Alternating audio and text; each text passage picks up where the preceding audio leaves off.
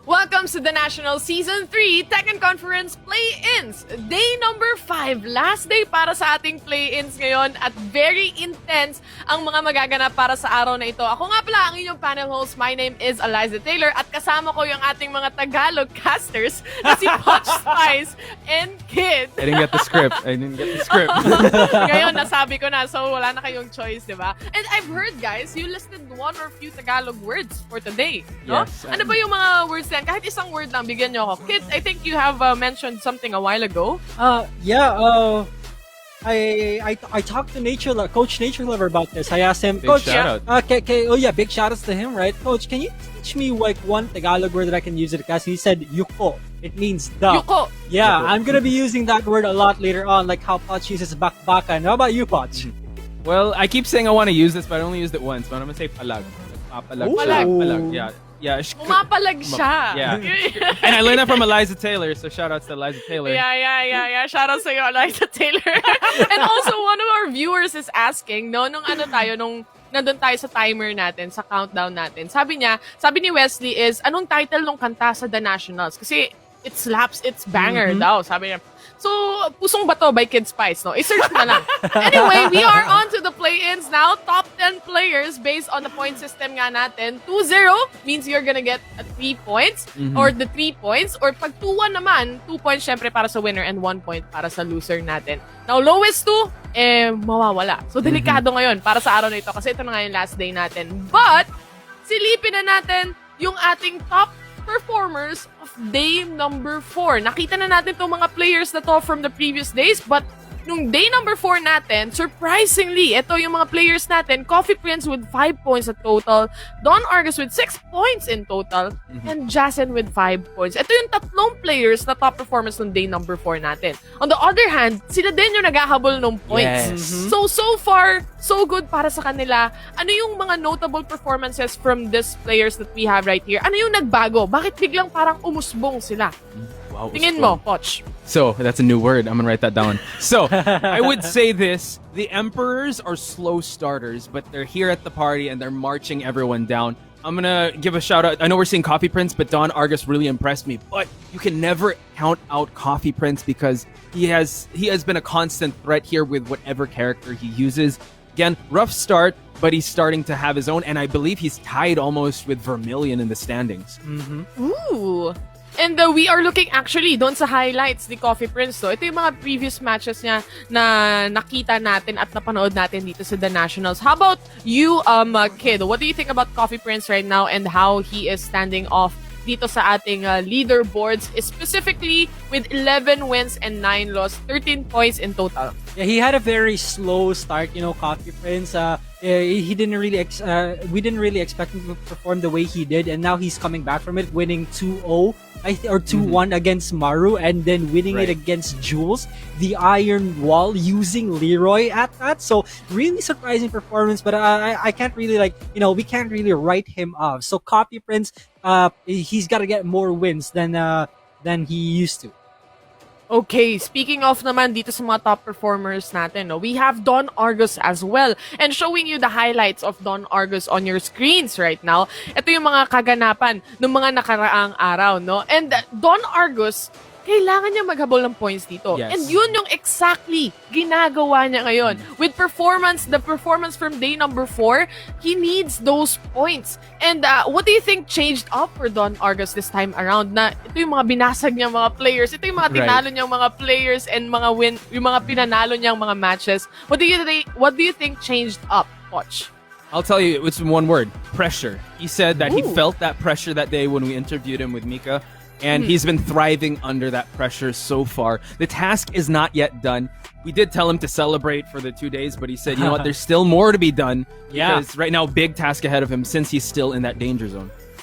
Danger zone indeed. 6-12, no? 6 wins and 12 losses and 8 points in total. Kailangan niya talaga makahabol dito. And even though may danger zone tayo, which is papakita natin mamaya-maya lang, magkakadikit pa rin halos yung scorings natin eh. So depende pa rin talaga sa araw na ito, no? Moving forward dito sa ating fan favorite, which is si Jason. Yung ating nagli-lead ng prayer sa isang classroom, no? Si Jason. Guys, naghahabol din siya ng points dito. Kailangan niya ring umangat. So, this time around, kamusta ba yung mga performances niya from the previous days compared dito sa day number 4 kung saan nakakuha siya ng points na yan? Meron ba tayong insider report na naka-feel din ba siya ng pressure or what do you think, guys? I'll start with you, Kid. Similar to Coffee Prince, he also had a really slow start. Although he's been winning like 1 or 2 games every now and then, it's still not enough. But today, guys, it's Jacen's birthday. The Messiah has risen yet again, and he might get that birthday buff. Baka may birthday buff. I think it's definitely true. I think I casted 1 game. There is a monthsary buff. Wow. Mag-boyfriend naglaro for a match, and they actually won. No? So baka dito may birthday buff talaga on towards Jacen. But looking at that, again guys, this is the last day to qualify. Ito yung play-ins natin. Final day na ito para sa ating mga players. And there would be no matches. Dito kasi sa play-ins, no, walang matches na parehas yung franchise teams, di ba? Hindi sila mag-face off like LPE versus LPE. So, iba-iba dito. But, itong play-ins, dalawa yung ating lowest sa dalawang players natin na may pinakamababang score ay matatanggal. Then, yung top 10 mapupunta doon sa group stage. So, painit ang painit yung bakbakan. And ito nga yung mga players natin na nasa red zone. Silipin natin yan. So, we are looking at the standings right now. And on top of that standings is actually Jules with a total of 18 points. So, secured na tong mga players na to, no? Ito yung 4 na players na secured na, kumbaga, sa ating leaderboards right now, sa ating group stage, kumbaga. Now, we have Maru as well with 16 points in total, Machinehead with 15 points in total, and Coffee Prince with 13 points in total. Vermilion naman, 13, and AK with the 12. Silipin natin yung next page ng ating standings, which is here. Medyo may kulay pula sa baba. Ito yung danger zone na tinatawag. We are looking at Don Argus right now with 8 points and Gold Standard with 6 points. Now, how does this go towards doon sa mga players natin na maglalaro ngayon? Especially on their schedule. We are looking at the schedule right now of Gold Standard. He is going up against AK today and Don Argus. So mainit to. What are your thoughts on these matches that he's gonna have for today, Poch? For me, this is one of the matches to watch because, again, it's make or break for Gold Standard. You can see the schedule he has today. He's going up against Don Argus, who, again, thrives under pressure, and one of the best, which is AK. So really tough task ahead of him. He needs to really grit it out for him to be able to perform at his most optimal because he has to fight for his tournament life. This is literally a fight for survival. We are looking at Don Argus and Gold Standard, and they are both in the danger zone. What do you think about this, Kid? Don Argus's matches, if I'm allowed to say this, nakakapagbabagabag talaga yung mga matches niya today. Wow! You said it nicely too. Yes, sir. Okay. Yes, sir. And let me just explain, because he's gonna be going up against Gold Standard, and he's also going up against Jacen. Jacen specifically, he's been really scary. He's tearing it up lately. Gold Standard, no, I'm not really sure. He's under a lot of pressure. He's on the edge of the seat. Everyone is at this point. We're in the final days of the final day of the play-ins, guys. Do you think na ito ba yung chance ng players natin? It's either with Don Argus and Gold Standard, no? Na, kumbaga, ito yung lasunan ng points na mangyayari, na magaganap para sa mga players natin. Also, just a quick note doon sa ating standings, no? Yung top 4, hindi pa kasi naayos. But, just to clarify, the top 4 that guaranteed papasok sa ating group stage is actually Jules with 18 points, Maru with 16, and Machinehead with 15, and Hapon with 14. There we diba? go. So, looking at the other players for today, aside from these 2 players that we have on the danger zone, dun sa pinakamababa natin, hindi rin mabubura yung possibility para sa mga players na nandoon sa ating top 10, 9, 8. Kasi magkakalapit lang yung points na meron sila. And this is actually Sidesteplance. He actually did good during the first day, especially on the first day of the Nationals Pro League. Siya yung nasa top points natin. Kung di ako nagkakamali, wala siyang talo nung araw na yon. Yes. Now, we are seeing him struggling. Why is that? Why do you think it's happening, Poch? I think it's the pressure of this competition, and you could say that he's struggling, but he is getting some notable rounds, right? It's just he's got to put it all together, and right now is a big test for him because he's going up against Hapon and Vermilion. So this will definitely cement his spot here in the Nationals if he can perform really well here. Again, not in the danger zone just yet, but really close to that is still scary enough. These are the specific struggles of the players that we have right here. No? Aside from that, meron pa tayong isa pang player, which is actually Jason. With 10 points right now, hindi rin siya nalalayo na mapunta doon sa peligro or the danger zone that we have. Sinasagad na natin yung Tagalog dito sa panel kasi mamaya we're gonna have a different one eh. So we're looking at Jason right now, and the schedule for him is actually with Don Argus and Coffee Prince. Dalawang Happy Feet Emperors ang makakalaban niya para sa araw na ito. And Jason with performing very well, and also Don Argus. I'm very much excited to see how he would actually do these matches that we have right here. But moving forward, we still have one more player. We still have Kunicat on the danger zone as well with the total of 10 points. He's gonna go up against Hapon and AK.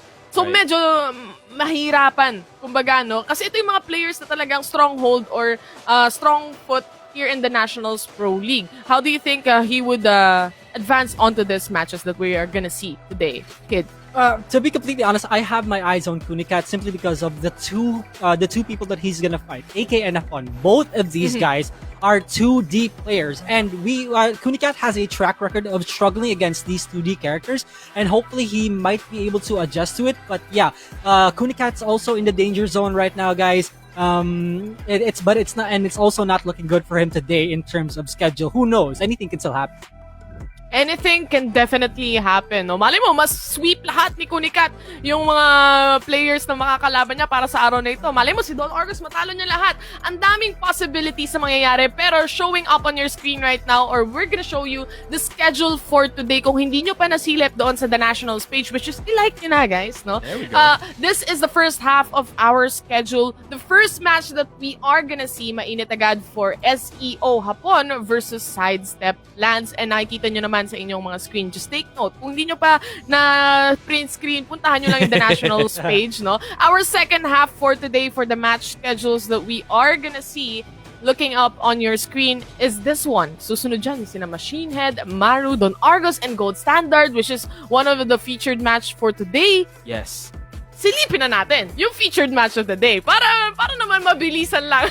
This is a fast track of what's happening for today. The Lots to talk featured about, match, yes. the fight for survival, 8 points and 6 points. Current standing for Don Argus is 11 and 12 naman para kay Gold Standard. What are your expectations on towards this matchup that we are gonna have for today? Ito yung poll natin, no? 63% on Don Argus and 37% on Gold Standard. Do you agree with that, Kid?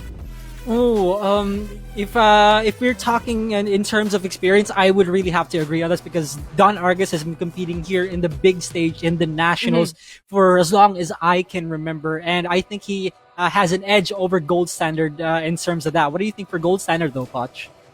I think he can shock some people today. He's going to definitely get that pressure. He's going to get that fire lit under him for him to perform at his best. And as Eliza said, anything can happen, ladies and gentlemen. So much pressure for these two players that we have for today. For SEO and for Happy Feet Emperors, ang magagawa na lang natin dito is to host the panel and cast the games. But it's all up to them, basically. No? So, sa mga viewers din natin, bigyan natin ng energy yung specific players na sinusuportahan natin para sa araw na ito dahil last day na nga. And moving forward, we have the featured player of the day. BRE Maru will be facing off against two players na nasa taas at pasok na sa group stage natin, which is si Jules at si Machinehead. Machinehead being a drafty also. Yes. Going here, papunta, diretso na sa group stage natin kasi na-secure nyo na yung enough points na meron sila. Ngayon, dalawa ang ka-face off ni Maru. Do you think ito na, predictions lang muna para sa players natin na meron dito. Do you think Maru will beat them all or hindi? Hindi mangyayari yon, Poch? I think it might go 50-50. Maru's got that secret sauce. He can definitely take on some of them, but these are the Omegas we're talking about. I'm sure that once the first match is made, the next one they're going to recalculate, recompute, and they're going to be able to find the solution against Maru. So it's a bit 50-50 for me. 50-50 for you. How about you, kid? Maru certainly has some specific spices that he brings into the table, but at this point, I'd like to go for the double omegas here. I think the omegas are going to take it against him. I really think na matatalo lahat ni Maru. There we go. Sa Omega. All sides of the story here. Lahat ng angles meron. Lahat ng angles covered dito. Lahat ng storylines, kumbaga, kapag kami yung nagpapanel. walang kabias-bias. And also, just a quick note for the players and the teams and even the viewers that who are watching right now, yung points dito sa play-ins, may bearing to pagdating sa group stage. So, it's very essential to get most of the points that you can get. Kahit na secured na sila sa ating group stage, kailangan nila yung points na yan papunta doon sa ating sa play-ins rather, papunta doon sa ating group stage, no. So importante ito, hindi lang to yung basta-basta na pasok na tayo, pwede na tayong gawin kung anong gusto nating gawin. Hindi ganoon 'yon. This time around, very serious day for all of us, even the casters, even the players, and even the viewers that we have for today. Mainit na matches ang makikita nyo. So without further ado, syempre ipapasa ko sa ating mga casters. Will the players pull off a last-minute miracle to improve their place in the rankings, or sila na nga ba talaga ang matatanggal, the bottom two? Let's see what will happen. I'll pass it on to you guys. Good luck to you, Poch, Spice, and Kid. Take it away. Oh, my goodness. All right. Thank you so much, Eliza. Guys, ladies and dragons, today is Doomsday. We're going to find out who proceeds to group stages and who we'll say goodbye to. Everyone has been on the edge of their seats, and we are going to find out why. Everybody, welcome to the National Season 3 Tekken Conference, the final day of play-ins. My name is Kid. With me is Poch Spice, and we are the BKTD, or Barely No Tagalog duo. I'm working on the name, but Poch, how's it going, my man? I'm really excited, nervous at the same time, lots of emotions in the air. Let's check out this graphic to figure out what's going to happen today, because I know we ran through it real quick, but let's just give the viewers a heads up. We're going to see Hapon versus Sidesteplance, Kunicat versus Hapon, and Sidesteplance once again rounding off his day against Vermilion. And called up is LPE AK versus Kunicat, Vermilion versus Machinehead, and Gold Standard versus AK. Definitely a match to watch over here, because Gold Standard has a lot on the line if he wants to hang with the big boys here. And we do have a player spotlight here for you guys. It is going to be none other than the man himself, Nice Haps or Hapon. And this guy, what do you think about this guy, Poch? He's the fourth place for a reason. He is a solid performer, overall threat here in the Nationals, and the numbers speak for itself, because he is one threat to be really not looked past, especially coming into this match against Sidesteplance. So again, he's been one of the most on-demand players here. You saw that he sported the BRE Pro jacket, he sported also the Happy Feet Emperor jersey, and now he's with the STIE Olympians. And you know, with an overall, that win rate is also no joke, because it's not easy to get that kind of win rate, especially with the killers that we have here in the game. And for our next player here, we have Sidesteplance. What do you think, Poch? We were talking about how he was like almost in the cusp of that danger zone. So seeing him perform today is a huge test. So I'm really excited to see how he's going to perform, because he wants to secure some points for himself to be moving on to the group stages, as well as, you know, secure his spot to not be in the danger zone of the group stages. And we know Sidesteplance, when he has his moments, he will use that to his advantage. And when he gets the momentum, he's not gonna stop. And this, in the case for in their matchup, it's completely gonna go different, because Hapon's the kind of guy. He's a runaway thief. He's a cat burglar. He gets what he wants and then he runs away. So Sidesteplance, with the character that he uses like Lee, he's gonna have to catch up, and I imagine that it will be a slight struggle. Yeah, for sure. But before anything else, ladies and gentlemen, just want to remind everyone that this tournament is under the supervision and regulation of the Games and Amusement Board. And also, you can tune into the Nationals on TV and catch the replays of the matches on One Sports and One Sports via Signal TV a day after at 4 p.m. So I'm definitely going to watch these matches, because, kid, it's midterms today. Two of our players are going to get eliminated, and up to bat right now is Sidesteplance and Hapon. I'm so excited for this match. At the same time, I'm very nervous, because we've seen these players grow. We've seen them transform to the player that they are now, but unfortunately, we'll be saying goodbye to some of them. So let's see how this day will pan out for all the players that we're going to witness today. And speaking of grow, let's talk more about Sidesteplance, right? Sidesteplance, very, very impressive performance when it came to the draft series, coming in 3rd place, only second to Don Yes. Argus and Jet Mishima, right? Sidesteplance, I can't emphasize enough how good he is, how good he has been recently, and and he's also in the danger zone. That just tells us the amount of skill that the players have, that the players we have here in the pro leagues, the big boys already. Exactly. So again, he flew under our radars when it came to the draft series, but he's here. He's making a name for himself, and now hopefully he'll be able to cement that as he goes to this first match against Hapon. Wow, Arctic Snowfall. He's had some success here against AK in this particular stage, but this is definitely Hapon's backyard here to play around in. Oh, for sure. And the reason why Poch says that, ladies and gentlemen, it's because he's using Eddie. Eddie has one of the best backdashes in the game. So, I imagine it's going to be quite difficult for Sidesteplance to catch up with him or make some risky plays, because Hapon is going to shut him down. Exactly. As you said, Hapon being that thief in the night, once he gets that lead, he'll just make you just go risk a lot of stuff. And look at that blocked slide. Hapon controlling the early seconds of this round. Sidestep 3+4, no dice. Sidesteplance though does not have a significant life lead. It is in the hands of Hapon, but look at this, the aggression from Hapon already.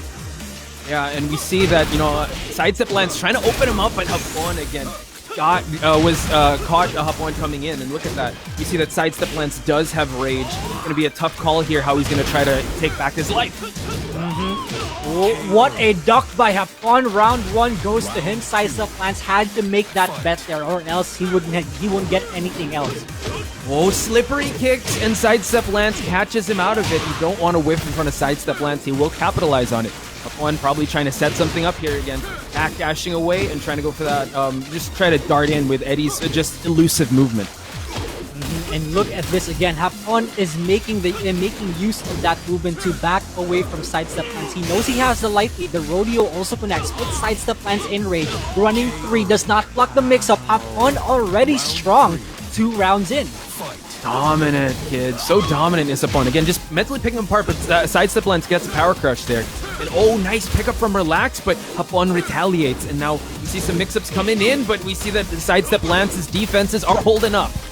Super good punish from Sidesteplance with the forward 1+2. But as soon as I say it, as soon as I praise Sidesteplance for that, Hapon also has a super good punish of his own. And now we see, failed for that pickup, and now Hapon, nice duck on that high power crush. We see some options coming out from Hapon. Now Hapon put in some rough waters here. He does have rage, so Sidesteplance has to be worried about that. Nice defense here. Whoa, the mix-up from Relax! Oh, that's a combo? Are you kidding me? Oh You're my insane! god. What a call there by Hapon. Was not expecting that. And here we see Sidesteplance again. All smiles, listening to the right side. Probably Maru's right there, but Hapon has to feel really happy about that round, because 3 rounds straight against Sidesteplance is no easy feat. Yeah, and you can see that there's light shining upon Hapon. Ooh, right now, because he did get that one game. Maybe it's a sign. I don't want to assume anything, but yeah, this has been the most serious that I've seen from Sidesteplance. He is smiling a bit here and there, but you can see that this matters to him a lot. Every single win that he can get, he needs to take, because it will put him in the danger zone.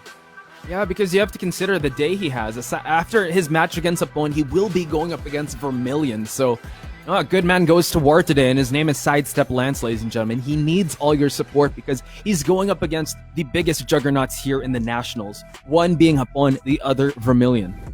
Hapon's been in many different teams already, and he has the experience to back up. For Sidesteplance, he is still pretty new to the big leagues, to the pro leagues here in the Nationals. But let's see if he can take it back in game 2, because again, one of the many trends that Sidesteplance likes to do is go to the Forgotten Realm. However, that also benefits Hapon because of the ender for Eddie's combo. Exactly. So I think that's why he was discussing with Maru. Should he risk that option going to that sort of stage?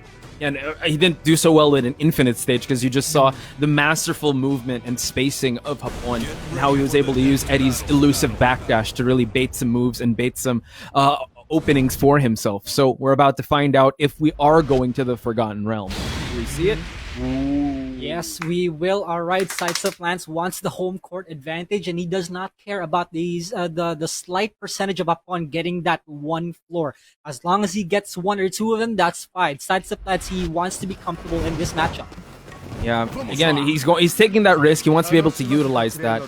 And we are going to see if it's going to pay off for him, or will Hapon carry that momentum. Again, tremendous start for Hapon. Let's see if he'll just be able to get that, but no, Sidesteplance gets a low parry.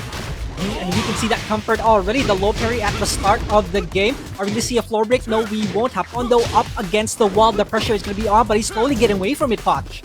He is. Nice movement there from Hapon, getting himself out of that wall situation. Hapon, again, boasting the excellent movement of Eddie. Once again, does not want to get caught in some relax options, but Hapon finds another opening against Sidesteplance. And speaking of options, Sidesteplance does have a lot of options to catch up on from the relaxed stance, but it doesn't seem like he has the right timing to do so. Hapon with round one, Sidesteplance has got to step it up. Yeah, Hapon is just so good. He knows that Sidesteplance is a threat once he goes to that relaxed stance. Sidesteplance failed to pick up there, and now Hapon does have... I mean, the life lead is with Sidesteplance, but he breaks the floor. Excellent stuff. Continues the combo. Oh, he drops it though, unfortunately. Hapon, good duck, also good block. But are we going to see another floor break here? Yes, we will. Sidesteplance looking really comfy here. This should be dead. Yeah, and all from getting him out of that handstand stance. So Sidesteplance turning things up. As you mentioned, stepping things up. Hapon playing leapfrog at the start of the game. Sidesteplance not having any of it. You can see that he's backing away. The movement is in play for Hapon right now. Sidesteplance getting poked out. He's trying his best to find an opening, but Hapon's just keeping him out. Yeah, you see that he's just chopping away just with pokes. He's able to find that big launch, and Hapon tries to continue the combo. Oh, gets the side splat and makes it work just a little bit. Now, whoa, the defense didn't let up for Sidesteplance. Got that grab. Try to go for an acid storm also, but no, denies the perfect, and he makes this count. He does have access to rage. He's one hit away. Down jab is attempted by Hapon. Can he follow it up? Is this the comeback that he needs? Hapon just needs one more hit. He spends his rage. FF3 and the neutral 4 for Hapon to shut him down completely. Sidesteplance does have that X factor, so Hapon is aware of that. Cannot give him too much room to breathe because that round could have been his. Now Hapon is doing the work here. Acid storm, complete. Just goes for the short one. And now look at that. Hapon blocked, slide, and converted. Back turn, kid, back turn. Oh, this is huge damage. Sidesteplance is in for the world of hurt. Doesn't put him in rage though. Very good decision making from Hapon. He does not want to give Lance that extra bit of damage. Good throw break also. Then they switch the sides. This could be bad for Hapon because he's up against the wall, but he does have the life lead. He does, and we have to worry that Sidesteplance, no, gets him out with that tip up. Hapon dominant in his first match here and denies Sidesteplance of any points. So the pressure is just magnified here for Sidesteplance. And guys, ang hirap na match na yun para kay Sidesteplance because again, one of the veterans here in the Nationals, a rough 2-0 by Hapon, and that puts Sidesteplance in more danger. Depending on how the other draftees perform, apart from Machinehead, this could spell disaster for Sidesteplance, and we're gonna see that in the highlights. Yeah, let's just check out the handiwork of both these players, but the first round really went for Hapon. Just excellent movement all throughout, just chopping away, getting these really good pokes. You just have to highlight the way Hapon was able to manage space. Oh, and look at that excellent duck. And this also, Hapon got blessed with the RNG here, with the infinite right stage, and name a better duo, right? Hapon with the infinite stage of being an Eddie main that he is. Look at this combo, also very innovative by Hapon. Yeah, for sure. Very creative, very he just shows like he's the Eddie of the Philippines. So here we see the home court advantage for Sidesteplance. He did get some floor breaks on point here. Got around as well, and that comeback was so close. Razor thin in my book because he just needed a well-placed rage drive, but Hapon was able to stuff that. Just one poke in, didn't have that much resources, and it went to Hapon at the end. And what I think about Hapon is that he's secretly an iron wall himself, although not as polished as Machinehead and Jules. The defense that he has combined with this character, it's really scary. And I can't wait to see more of Hapon as well as Sidesteplance. Actually, to highlight that, I was talking to Nature Lover, and he said the three most defensive players, he didn't rank any of them, but it's Jules, Machinehead, and Hapon. So you are onto something there with the movement he boasts, as well as the excellent punishes and the excellent offense from Hapon. Big shout outs to him. Big test for Sidesteplance, but yeah, he will have to face Vermilion next. But we're going to move on to our next match, kid, and it is going to be Kunicat versus Hapon.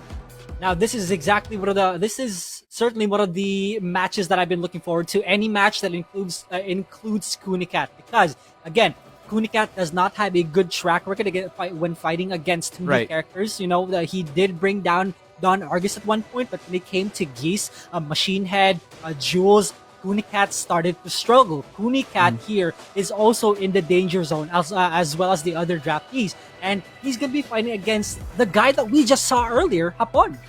Yeah, so tough task for Kunicat here, especially with what you said, that track record of not having the best record against 2D characters. So again, Hapon's really good on that Geese. And we've seen Kunicat face numerous of 2D characters, Geese, Akuma, as well as the Eliza.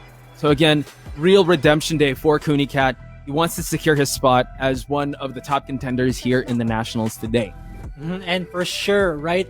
There's a reason why Coach Nature Lover and Vermilion chose Kunicat, because they see the potential in Kunicat. He just has to bounce back. A lot of people have been wishing for Kunicat to bounce back, and it's gonna be a struggle here. He does have a chance, but it will be a struggle because again, this is Hapon, guys.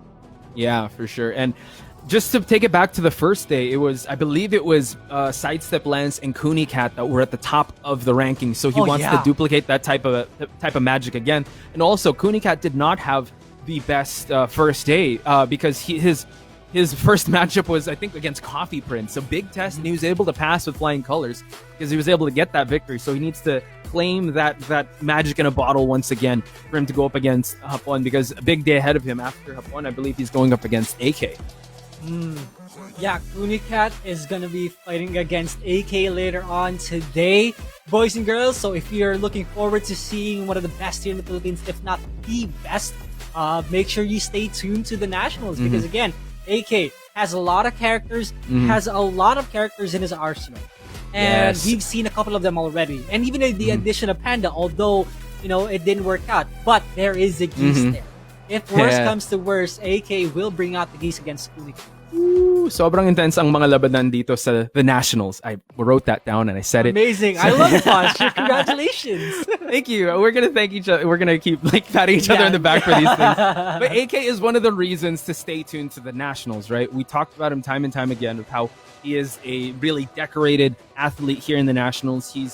It's the AK era here in the Nationals. Season 3, right? Season 1 champ, Season 2 champ. He's going to try to duplicate that. Again, the level of competition is rising, and one of the top risers here is Kunicat. So, big task ahead of him going up against Hapon, one of the top 4 players in the standings right now. And I think that him and the other Ultra Warriors definitely did their homework. So, let's see if it'll pay off here. And will Hapon go with the Geese? Because, again, he's really effective with the Eddie. And guys, just to go back on day 4 of the Nationals here, sobrang intense ng mga matches na to, and I said it again. It really is very intense because it's doomsday. It's doomsday for all the players who are in the danger zone, and dreams will be shattered here. Yeah, and just something important to note, everyone that's watching right now. You have to follow and support your favorite players here, because we don't follow our favorite fighters or players here because of whatever outcome. We follow them because of the journey they have here. So it's really important for you guys, especially to support the players that were here in the Challenger Series, the Academy Series, as well as the Draft Series. So it's really important for you guys to give your love and support, because we are creating these storylines here in the Nationals, as well as, at these careers. But unfortunately, we want to find the best of the best, and that can only be for one player here in the Nationals, and we gotta head into the group stages. So 2 people will be going home. Yeah, and speaking of the best here, Poch, after play-ins, we're gonna be having group stages, and 2 people have already been eliminated at that point. And you guys may have noticed that none of the teammates here have fought each other. in group stages, there will be schedules that the teams will fight against one another. So they're not all in, for a while. They're gonna be all in this together, but they won't become group stages. Yeah, you know, you got to bop your way to the top if you want to be able to call yourself the Nationals champ, and you might have to go through your own teammate. So it's really intense in that regard, especially if you consider, let's say, dream sequence. What if like someone's at the top of the standing and your team is at the lower standings, and you have that match to secure his spot, and you have to be the one to pull that trigger? Man, that's going to be an intense episode in the Nationals, ladies and gentlemen. Whoa. My friend was like, this is like Survivor. Like someone's gonna be pass it out, sashay away. You know what? Your picture's getting ripped up. But that's why it's really important for you guys to really stay tuned. Because right now, as Kid said, it's doomsday here. It is the point of no return for some of these players, and they really have to secure their spot come group stage. Yeah, and to the second match that's gonna come in a few minutes, ladies and gents, it's Kunicat versus Hapon. Kunicat really had a wonderful performance in the first few days, but you know the other players have been stepping it up. So again, as predicted, Hapon with the geese. You called it, sir. Kunicat with the Kunimitsu. Again, I called it from a mile away. Yep, call Kid Mystic Mac because he predicts these things, ladies and gentlemen. So Geese Howard, he's gonna run into this nightmare of a matchup once again, but I'm sure Kunicat has some resources in his back pocket, going with the Kunimitsu, going with a character that got him to this dance. Let's see how he faces against one of the most tremendous or spectacular Geese Howards here, that is Hapon. Yeah, into the vital systems we go. So it's one of the biggest stages here in the game. Let's see how Kunicat starts things off. That's a 40%, 40-60 ratio here between both of these guys in favor of Hapon. What's Hapon gonna do? How are they gonna start things up? Because that's what matters. Kunicat backdashing away. Again, he wants to implore those mix-ups. He wants the chaos theory to take control here and go for those really overwhelming options. Hapon, again, very technical, like an iron wall himself, but we see that Hapon is succumbing to the overwhelming pressure from Kunicat, but can he keep this up? And Hapon also has to look out for the full crouch combos from full crouch mix-ups from Kunicat, in which he took round one with a 2-2 string. So starts off strong already. Good punish by Hapon. Yeah, he has to worry also at full screen. Kunicat can impose a threat there, but again, Hapon just so defensively sound, can step away all these options. And look at this, all pokes, but he gets a launch here. Kunicat is in big danger. Also going to be seeing a wall. This is going to put Kunicat into rage. Goes for the full damage combo. Kunicat gets hit by back two wall bounce. Ducks at the wall. Hapon takes it back with 7 golden letter. Again, reset. Oh my gosh, look at that low parry. I said that it was going to get even, but again, Kunicat is showing that he can find options and he can implore those mix-ups. Nice duck there by Hapon. He does have a bar, so Kunicat has to be wary about that. Kunicat, though, the aggression is adding up to Hapon down back 3-3. You cannot low parry that, although punishable. 1 pixel of health left from Hapon. He does have 1 stick of butter. How is he gonna use it? That is the question, Pod. Wow, okay, he was mounting a comeback there, but Kunicat just weathered out that storm of Hapon and implored his own option there. Kunicat looking pretty solid, but as you mentioned, never count Hapon out. Again, you can see Kunicat abusing a lot of down back 3-3s. Good break by Hapon. Got a guess right though. Caught back turn. Good block by Kunicat and the punish. The parry gonna come in, spends that meter, and he's gonna get parried to the wall. Look at this. Also, look at the lower left part of the screen. He does have another meter to continue that offense. Kunicat getting 1 round away. You gotta be very careful here, but he gets flat on the wall. Stand up. We're going to final round. Looking for the plus frames on the forward 3. The second hit, Kunicat unfortunately presses on that. Now it's taken to a final round. Kunicat looking a bit flustered here. He's backing away. He doesn't exactly know what to do in this scenario. Hapon has the life lead. He spends that stick of butter. He does have 1 more.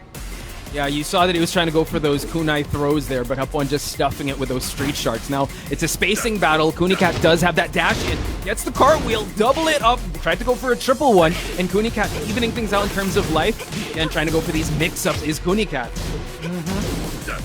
And looking for that wall. Down forward 2, back 3 connects. Are we gonna see a wall? If it does, it's gonna kill Kunicat. Oh my goodness, Hapon, you're nuts! and he takes it against Kunicat game 1. What a close first game in Violet Systems. Kunicat was so close, but again, Hapon, just give him a little bit of time to understand your character, how you work, what options you're going to throw out, and he definitely made that work. So again, Kunicat consulting with the elder Ultra Warriors here on how he should approach this matchup because Hapon looks as sharp as a knife. Again, guys, I mentioned this time and time again, Kunicat does not have a good track record when fighting against 2D characters, so he has to switch things up here. There is a Marduk here. The Lee is also a choice for Kunicat. You can see Kunicat has his phone also on his side, consulting Coach Nature Lover, maybe also Vermilion. What is the specific game plan here? What can Kunicat do?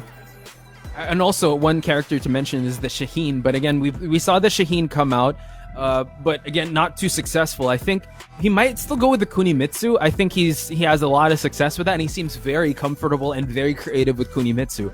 Now, I think it's just minor adjustments because he did take it to the final round, so he had some moments of success against Hapon. I think it's just putting it all together. Hapon, realizing that, you still see he has his game face on. He knew that was a hard-fought battle, and he's not taking it any lightly.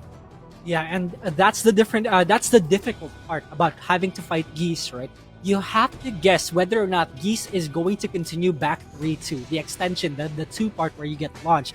Although back 3 has gotten some significant nerfs from being -9 to -13 on back 3 alone, you'd rather not take the mix-up because Exactly. you're gonna get launched. That's what's hard about having to deal with the Geese player, and especially with by the hands of Hapon. Kunicat thought that the back 3 pressure was gone, but then he ate another back 3, which is super unfortunate. Yeah, especially if that Geese has a meter and he's threatening with that. And we mentioned time and time again how Hapon is just so lethal when it comes to defense and offense. So going back, going for an infinite stage. This has been his playground to go to. So infinite Azure for Kunicat. Hapon still with that very dangerous Geese. And speaking of dangers, although this is the playground for Kunicat, Hapon also likes to go for this. He has access to Repukens. Right. As long as Kunicat can time the kunai throws well, the Repukens will not matter to him as much. Right, yeah, we see Hapon stuffing him out when Kunicat was able to just create a lot of distance. Oh, gets the counter hit Lost Light. This is a good start for Kunicat, a little deja vu from Violet Systems, but he's got to hold on to that momentum. That dash in from Kunimitsu, really good sidestep into kunai throw. Again, that is the answer for the Reppuken, sidestep into kunai throw. It's really good for Kunicat. He's got to get more of those if he wants to take it against Hapon though. Very important first round, especially before Hapon can build that meter. Gets the follow-up from that low, and Kunicat is pretty strong. Again, this is Hapon. Right. Now Kunicat looking really good so far. He's got to continue up that momentum. Hapon trying to poke him out. We're not seeing the usual defense the DC from Hapon, but you can see this already. Gets the life lead, he runs away, and that's the entire game plan. Hapon keeping him in check with down forward 1. Yeah, now threatening with that meter that he just got. Kunicat, tries to go for the mix-up. Continues it, even though Hapon was sidestepping. Excellent stuff there by Kunicat. Follows up with a really good combo. Dashes in, tries to go for the mix-up on the wall standing 3, but Hapon not falling for it. Again, the hidden iron wall here in the Nationals. Kunicat a few more hits away until he gains access to Rage. You gotta be careful about back 3-2 though, because he does have 1 meter. Again, the sidestep kunai throw, but then you see that Hapon is still threatening with those Street Sharks. Kunicat does have Rage and puts Hapon there. About to be seconds left, goes for the Rage Drive. Kunicat, 2 rounds in the bag. Round 3. Yeah, finally stops Hapon in his own tracks. Kunicat gains the momentum that he so needs. 2 meters on the side of Hapon. You gotta be really careful about that. The lows are adding up for Kunicat. The poke game is really strong on this one. He's chopping away at the legs and goes for the throw. Caught Hapon off guard. So close to finishing up. Backflip mix up with the back 3-2 kid. It's too much, and he spends the meter, and there's gonna be so much. Yeah, this is gonna leave them at least the same amount of health, if not more, on the side of Hapon, and it is Kunicat has access to rage, gets interrupted, one more hit, and the block, the clutch by Kunicat. No round, Kunicat finally gets the game. In Spectacular fashion too. That was 3 rounds straight against Hapon's Geese. So really important momentum shift here by Kunicat, but you see game face is still on. There's lots to be done. Hapon does have the luxury of switching characters, or sticking with the Geese Howard, but taking it to maybe even a walled stage for Kunicat not to be threatened by wall damage. And you can see the both of them consulting their respective coaches. That was a really good adjustment from Kunicat with 3 rounds straight at that. That just goes to show that Kunicat's synergy with Coach Nature Lover and Vermilion is so good.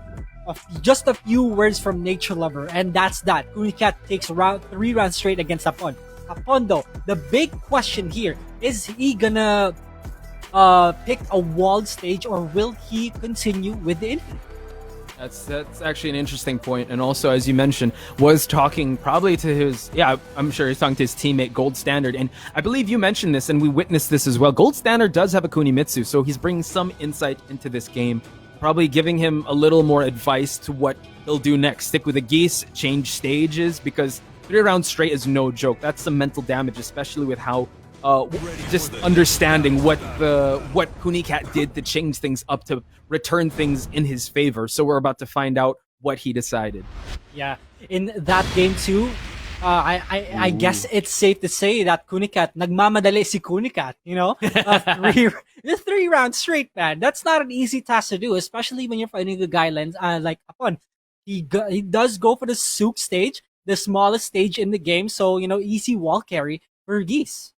Yeah, I would say also what really detailed as well, especially when you see like the background. Beautiful stage. But let's see how Kunicat will fare. Now we're fighting in close quarters against this Geese Howard. This might be amusing. Round 1. Let's see how things are gonna go here, ladies and gents. Both players have 1 game apiece. So crucial for Kunicat to win this match. And speaking of crucial, down 4 counter hit, gonna connect. Okay, and look at that. Nice block from Kunicat just to prevent more damage, but Hapon not letting him out of this wall situation. Nice block punish there from Kunicat. And now we see Kunicat going for those Manji knee spins.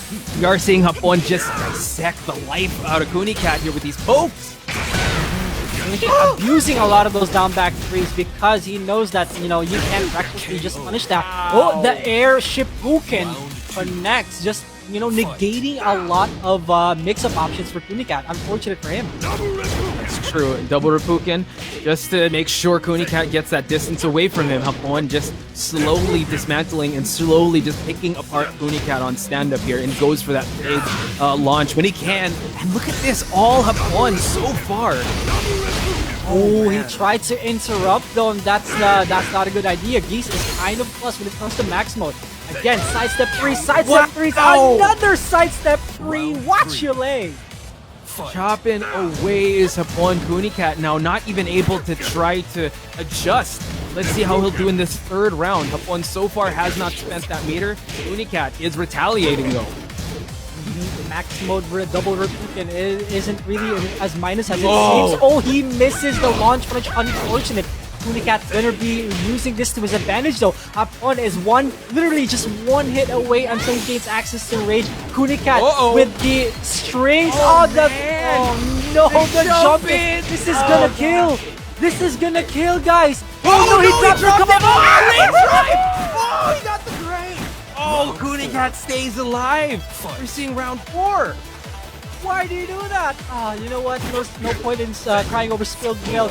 Kunicat has a chance here, ladies and gents. Can he make this count?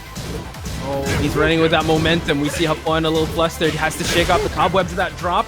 Kunicat now has to really capitalize on this situation because he might not get this again. Blocks the frost slide, and Hapon is just bleeding in terms of life. Gets the eagle claw block. We're seeing a lot of lows coming out of Kunicat. Got to be very careful pulling these out. Again, Hapon keeping him in check with down forward ones. He's got to be super careful. Kunicat also, he does have access to 2 sticks of butter. Good break on the throw. Kunicat do not press. If it doesn't need your press, you do not do it. And the up over 3 connects, and we're already at a double Luigi. Kunicat just facing his demons head on here. Geese Howard being one of them, those 2D characters, and he's been passing so far. Can he finish strong here? He just needs one more round, but Hapon once again, after he got the momentum stolen away from him, it's been a different story. He activates max mode. Kunicat's defense has been letting up so far. And the lows are adding up for Hapon right now. Kunicat's poke game is so strong. As long as he keeps that up and not get predictable, this could be the death of Hapon here. Again, oh, no break on that throw. Hapon takes a bit of damage, and now he's being slowly pushed to that wall.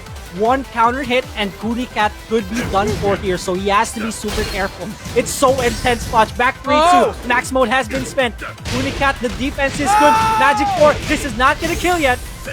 Not quite, but puts Kunicat in rage. Hapon has to be very careful. 10 seconds, less than 10 seconds pass, puts Hapon in rage. Oh, Kunicat with the rage drive. Kunicat able to have the redemption. Alex, put it back on him. There we go. Yeah, look at that.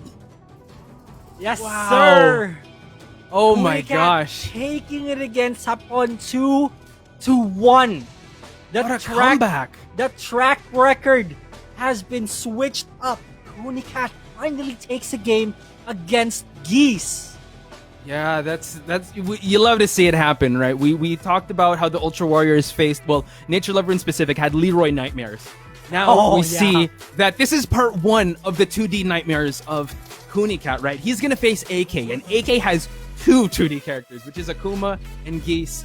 But then again, we're getting a little ahead of I'm getting a little ahead of myself. We're gonna wait for that match to happen. But congratulations, Kunicat. Again, Hapon, he still secured a point there, so he still had a pretty intense matchup ahead. So let's check out the handiwork from both these players. Yeah, this is really important for Kunicat also because he secures him, not really secure, but this gives him a bit of an edge compared to the other Japanese in terms of being in a danger zone. As long as Kunicat keeps this up against AK, it's gonna be really good for him. Yeah, for sure. But just let's talk about the progression of this. That how it was so dominant by Hapon. Well, it was back and forth, right? And actually, only when it went to Infinite Azure, that's when Kunicat started to really shine. But in Sook, it just seemed like Hapon had it. Then that crucial drop happened, and you saw that Kunicat was able to just pick up the pieces from that, able to thrive under that pressure. And he was able to secure a victory here. 2-1 against Hapon is no easy feat whatsoever. Yeah, and going back to that point, the suit game, right? It was really unfortunate for Hapon that he dropped that last combo, which could have denied Kunicat that 2-1. But still, Kunicat, with all that pressure in mind, with look at these lows. Look at these lows, kid. Oh, triple God. sidestep 3s. And this It one, works, this it was works. it. Oh. This was it, right? The second hit, the back 3-2 could not connect. He was supposed to be a trade, right? It was supposed to be a trade, but I think when we saw the rage drive happen, you saw Kuni kind of ducked her head a little bit away from the jab, and rage drive once again. Highlight reel of Kunimitsu is Kunicat, ladies and gentlemen. So he goes away 2-1. What an intense battle!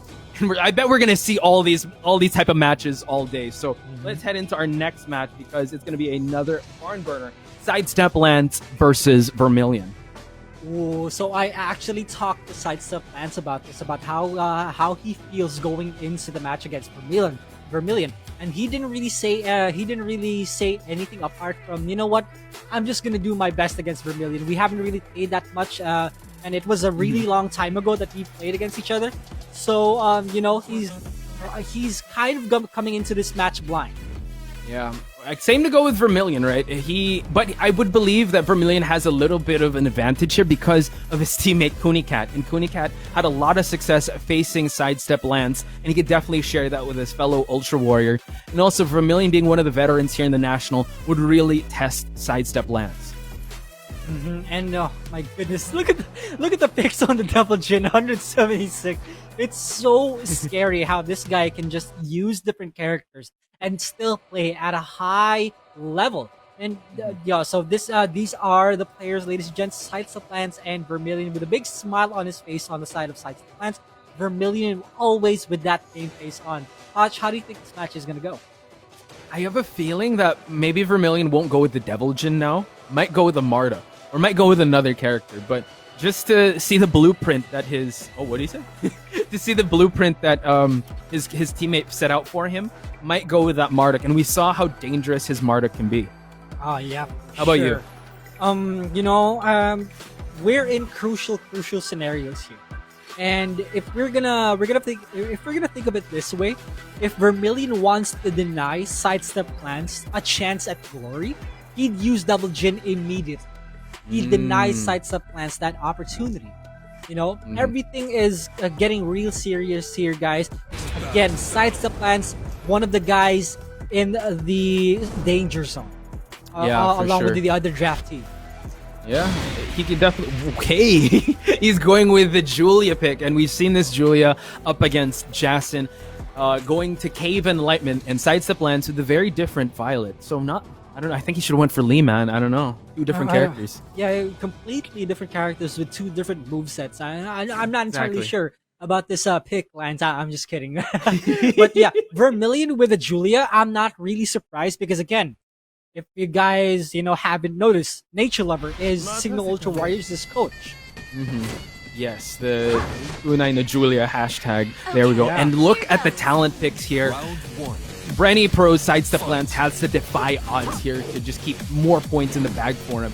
Now we see some spacing happening against some whiff here and there just to check on some reactions here. Vermilion is starting things off real hot now, just trying to corner Sidesteplance. But Sidesteplance finding an opening here and puts the slide on him. So here we go, Vermilion up against the wall. The pressure for Sidesteplance is going a bit strong right now. No duck on that second hit. Vermilion struggling to find an opening for Sidesteplance. Ooh, rocket heel launcher, and now collects a lot of damage. Vermilion again, going up with Sidesteplance character special here, Violet. Nice duck to the twisting arrow cannon. Now he's gonna get into the wall. This is gonna be big damage. Look at the pressure that Sidesteplance is on already. He's gotta get up one way or another. What a confirm by Vermilion. One more hit to do it. What a duck by Vermilion, and he takes it with a single jab. Fight. Duck. Oh, Vermilion with that you beat duck me to habit. it. I know, but yeah, you can use that. But we see that Vermilion again. Nice duck again from the down 3. Vermilion making these minute movements work out in his favor. Sidesteplance in big trouble against the wall, gets the fusion. Vermilion slowly picking them apart. Oh, Acid Storm though. Sidestep or whips, a crucial whiff for Vermilion. This could be the momentum for Sidesteplance. He only needs a few more combos in. Oh no, the confirm. Is he gonna carry to the wall? We know that Julia has some real estate advantage here. No, she's the wall queen, man. Found it, and just one more poke would do it for Vermilion, and goes for that palm strike. Vermilion 2 rounds straight against Sidesteplance. Yeah, so oh my goodness, Sidesteplance looking a bit flustered here. Goes for the floor break. Are we gonna see a combo? No conversion from Sidesteplance. Magic or connect. Yeah, again, Sidesteplance being one of those certified contenders here, just taking the fight to Vermilion, but Vermilion answering back here, keeping him on the floor. Mix-ups coming from the Swift step, gets the plus frames, get the side splat though. Vermilion still relentless with his offense. And this is also the thing about having to fight against Julia. You have to be aware of the war drums, because the war drums are such a crucial part of the movements for Julia, especially when you're up against the wall. Yeah, and having Nature Lover, just train with you, you could definitely snipe those out when you need to with the back 4. We see the silver heel land, and Vermilion gonna take a lot. Sidesteplance gonna take a round off Vermilion here, going to round number 4. Showing some signs of life finally on the board. This is still game 1. There's still so much to do for Sidesteplance here, but Vermilion is tearing it up so far. But again, Sidesteplance has that comeback factor. You never want to discount that, because and give him an inch and he will definitely take a mile. And you know what? Vermilion's gonna take a mile out of Sidesteplance's life with that combo. Look at that real estate. Are you kidding me? Alright, Sidesteplance gotta be careful. Goes for the mid get up kick, doesn't get punished by Vermilion. Oh, the Mad Axis is attempted, and the armor move takes it. Completely shutting down Sidesteplance in that scenario. Yeah, and look, smiles are gone because it's business mode now. You said it's a Doomsday Kid. The pressure is piling up for Sidesteplance. Vermilion not making it any easier here with this Julia pick. I'm sure that Coach Nature Lover is pretty happy about that performance, but now Sidesteplance really needs to change things up and surprise Vermilion in this next match. And I love that young Rafiki pointed this out, right? Sidesteplance has some sort of similarity when it comes to similarity with J Disaster. They're both balls of positivity and energy, and you can't help but just be happy for them that they're in this big stage, that they're here in the big league. Sidesteplance, again, this is probably the most serious that I've ever seen him as. No smiles whatsoever. He knows that a lot is at stake. And he knows it's a lot is on the line, and you saw the point differential. He really needs to secure some points here. And having to go up against Hapon and Vermilion is a huge gauntlet for him. But that's what the Nationals is all about, right? Path to Pro. Liga ng mga Kampiyon. We want to find out the best of the best, and we know that it's the one that gets the one that gets the gold gets the glory. But these side stories that we're watching, these character developments, you see that happening here in the lower half of the standings, because not everyone's going to touch that gold. But you know what? Steel sharpens steel, and this is time. This is Lance's time to really level up. His first task is against Vermilion, and you do not want to go 0-4 today of all days, because you're in the danger zone, guys. You're in the danger zone. You get eliminated. You get overtaken by all the other Japanese. This is not the time to do that. You have to step it up. And if and only if he gets 0-4 here and the others win their game, Sidesteplance is in for a heartbreak. Exactly, and you want to be able to control as much as you can, right? You can't really control how the others will play, so you want to keep securing yourself that spot, because even though Don Argus and Gold Standard are in the danger zone, Sidesteplance, again, is not too far away from it, and he realizes that. That's why you saw such a game face on him when we went to the player cams, because he knows that he has to make adjustments and make it quick, because he's going against Vermilion in Forgotten Realm. Again, home court advantage coming in for Sidesteplance. Let's see if he does manage to break all 3 floors, because again, you do not want to go 0-4 here. Gotta get a single, you gotta get all the games that you can. Yeah, secure as much points as you can to move on. Again, the group stages, you want to start out strong, and wow, strong start for Vermilion, breaking the first floor. Oh my goodness, Sidesteplance looking a bit shaky right now. And the bow and arrow coming in, the floor gets broken. Do you see wall? He's going to try to push for it, but again, Sidesteplance is working with some rage here, so extra damage. Wow, Vermilion with the jump there just to avoid that low. Sidesteplance is continuing the offense, but he has to be very careful, because Vermilion has been converting a lot from these launches, and Julia and Wall Queen goes for the elbow. Oh my goodness, and we haven't even seen a single war drums here from Vermilion, because he's still planning to, he's still looking for that setup. Vermilion is just taking his time. Sidesteplance is under a lot of pressure with the situation that he is in right now in terms of standings. It's almost certain that the pressure is getting onto him. The Acid Storm connect. Yeah, the pressure, he thrived in that sequence there, so let's see if he'll be able to continue it. Vermilion, excellent awareness there. The wall was behind him. Goes to Falling Leaf, and now Vermilion getting the grab. What's the mix-up gonna be? What's for breakfast? Oh, and we see that just Vermilion allowing himself to just move away. It's the twisting arrow cannon once again. This is a big moment for Vermilion here. Gets the sidewall, but breaks the floor in the process. Final seconds of this round. Can Sidesteplance turn things around? Oh, good luck on that third hit, but Vermilion still takes it. Sidesteplance, you only have one shot, one opportunity. Can you take this? Everything looks like Mom Spaghetti right now. You see that Sidesteplance backing away, trying to aim for those silver heels, but Vermilion gets the magic 4 here. Sidesteplance now finds the wall. It's a bit of a break here, just put some pressure on Vermilion. Vermilion realizing that, backs away, but again, gets eaten up by the pokes in the process. His knees are weak, his arms are heavy, his bum is on a sweater already. Oh my god, for Sidesteplance, he's only got one more hit to gain that momentum and stop Vermilion. There's only one hit away, and no. There it is, the punish from Sidesteplance, finally on the board, guys. coming up with the Wheel of Fate.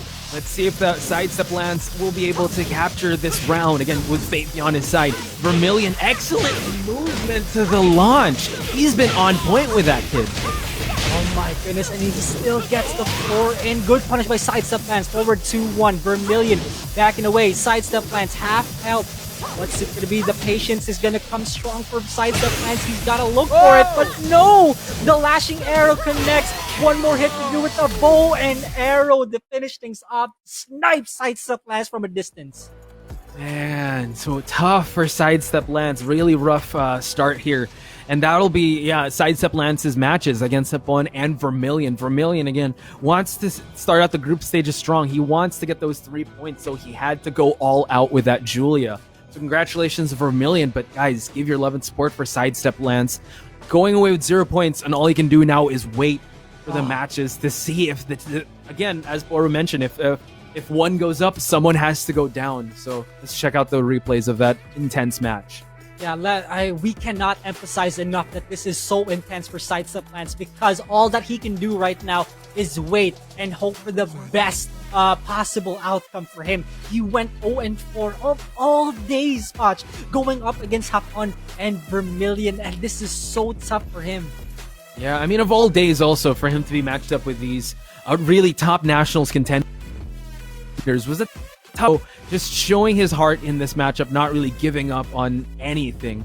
Just shows the grit and the resolve of Sidesteplance. Great showing, but real tough test against Vermilion. And it just showed that he's been polishing this Julia for him to get 2 matches over Sidesteplance straight. And, guys, despite what happens, Sidesteplance is still smiling. I love that, positivity. It's so contagious. Sidesteplance, no matter what happens, he will always be one of the best players here in my book. Anything can still happen. There might be outcomes that work in his favor, but that was only still just the 3rd game. Oh my god. Oh wow, we still got more of this kid, and we're gonna have a lot of ups and a lot of downs, and we're definitely gonna take everyone through that journey. And I hope you guys can just give your love and support to each of the players here, leaving it on the line, because the day is so important. Again, there's gonna be another day. We call this day the midterms because there's gonna be a final exam before the playoffs. Again, it's as the kid said, a doomsday, judgment day, whatever you call it. No one is actually, people in the second half, no one is safe. Everyone wants those points. Everybody wants to be able to secure their spot into the group stages. And guys, we're gonna need to take a short break here. But when we come back, a match that you're probably gonna want to stay in for. It's gonna be AK versus Kunicat. Don't go anywhere. Tuloy pa rin ang laban sa pambansang fighting game Tekken 7 dito sa the Nationals Pro League Tekken Conference Play-In Day 5. Sino-sino kaya ang ma-eliminate sa araw na to? Malalaman natin as the day goes on dito sa second half. For the fans of Sidesteplance, we are holding on to a thread. We are about to see how this day concludes. My name is Dr. Jimmy. Together with me is young, rough, Peaky. How are you feeling? I am not envious of my position right now. Having to call down these matches, having to know who's going to get eliminated today, it is nerve-wracking for us commentators, and even more so for the players themselves. And like, if you look at the standings, it's just such a close match between every single one of them. It is, and we have to take a look at the schedule, what we are about to expect for the second half, so we have an idea what's going down. First is a match for the top spot. I mean, getting the top spot in the play-ins is big because the standings do carry over to the group stages. But the next game, oh my god, it is do or die. Happy Feet versus Don Argus and Gold Standard. And then we go to another battle for the top between BRE Maru and Smart Omega's Jules. And after that is another nerve-wracking match between Lost Auto Group Playbook Esports Jason versus Happy Feet Emperor's Don Argus again. Every single point of them matters here. And of course, SMO Jules up against HFE Coffee Prince. This time, Jules looking to secure his top spot against Coffee Prince. Coffee Prince still continuing that clutch factor, and Coffee Prince against Jason. Still a very important match for Jason.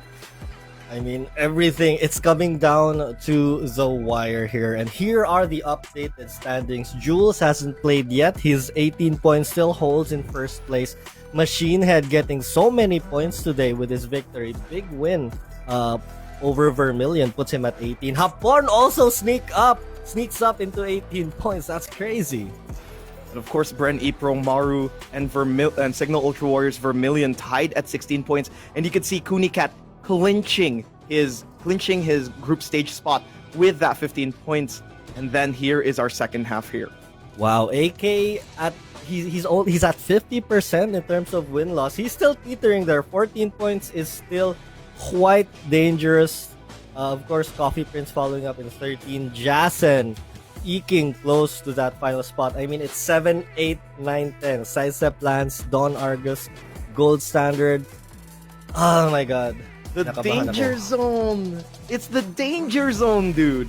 This is what it gets. This is where everything needs to come out. All the cats in your bag, all the tricks you have up your sleeve, you'll have to pull it out sooner or later, because every point matters, especially in this situation, because you're gonna get eliminated. This is the last day of play-ins, and every single frame and bit matters, basically.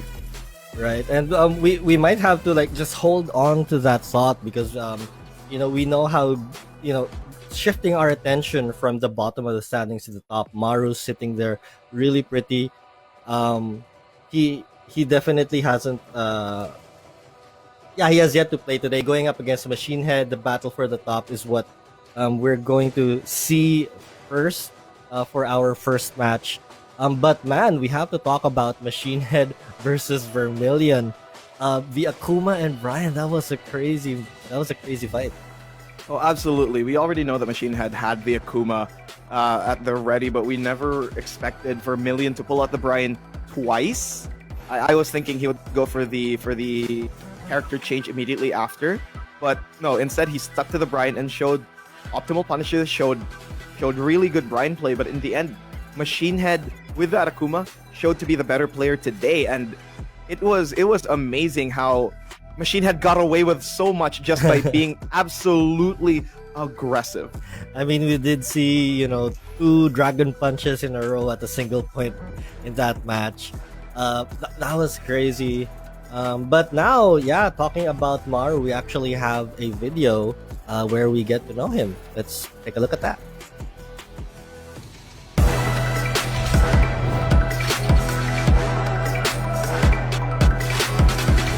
Si Maru outside gaming, simple lang, madiskarte, masipag, and tingin ko sa sarili ko, lagi ako naghanap ng bagong pagkakabla. Speaking of diskarte, marami na akong napasukan na iba't ibang work. Like, naging barista ako sa mga coffee shop, and naging videographer din ako na funeral services, and naging grab driver din ako. During and after Season 2 ng The Nationals, may mga nasalihan akong international tournaments like ISF 2020. Unforgettable yun para sa akin dahil first time ko natalo si AK dun sa tournament na yan. And ako rin yung naging representative ng Philippines. And I'm happy and proud na bit-bit ko yung watawat ng Pilipinas. Hindi ko masasabing sikat na ako, pero sa tingin ko sakto lang. Dahil day by day, nag-increase naman yung followers natin. Yung relasyon namin ni Hapon, masasabi ko hindi lang kami basta magkakilala or former teammate. Matuturing ko na rin siya bilang matalik na kaibigan. Dahil madalas ko rin siya kaasaran. Hindi ko masabi kung sino yung mas better sa amin dalawa ni Hapon. Dahil maraming dapat i-consider. Like, sa ganitong factor, ako yung lamang. Then sa ganitong factor, siya naman yung lamang. Ngayon nga, ako marami akong alam na character. Siya maraming alam na tech. So, parang hindi kami nagkakalayo. Isa lang yung tanong na masasagot ko kung saan ako mas better. Kung sino yung mas pogi or mas cute. Siyempre ako.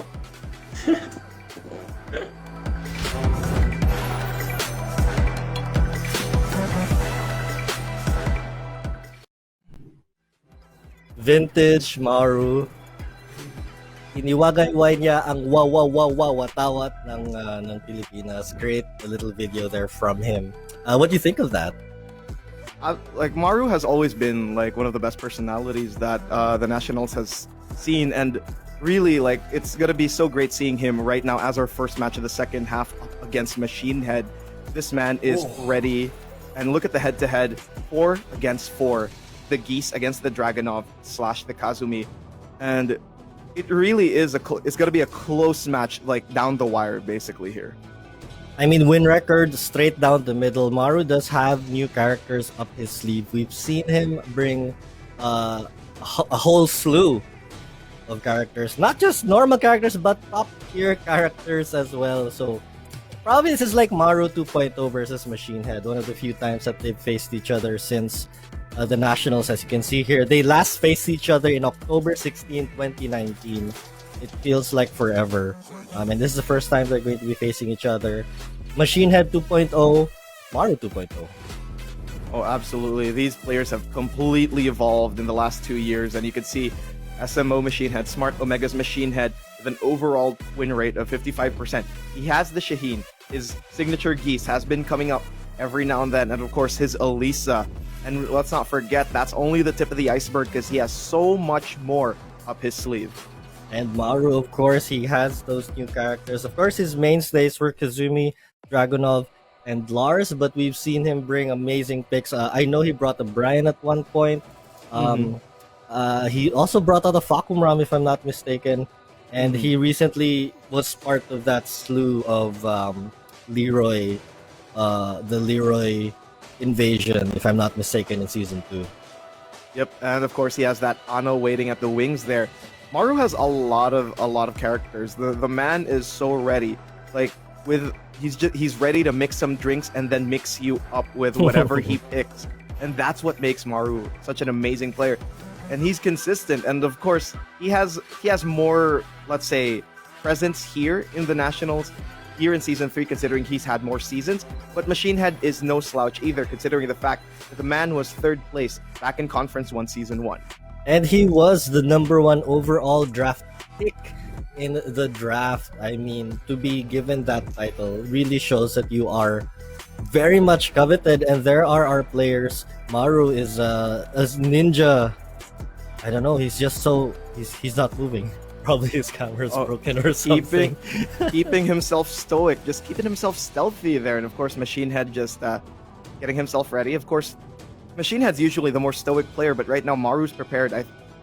Let's just say that, you know, he's freezing just simply because of the fact that he knows that this is an opponent that he cannot underestimate. Well, none of the opponents are anyone he'd underestimate. But that being said, Machinehead, this is a fight for points and a fight for better placement, basically.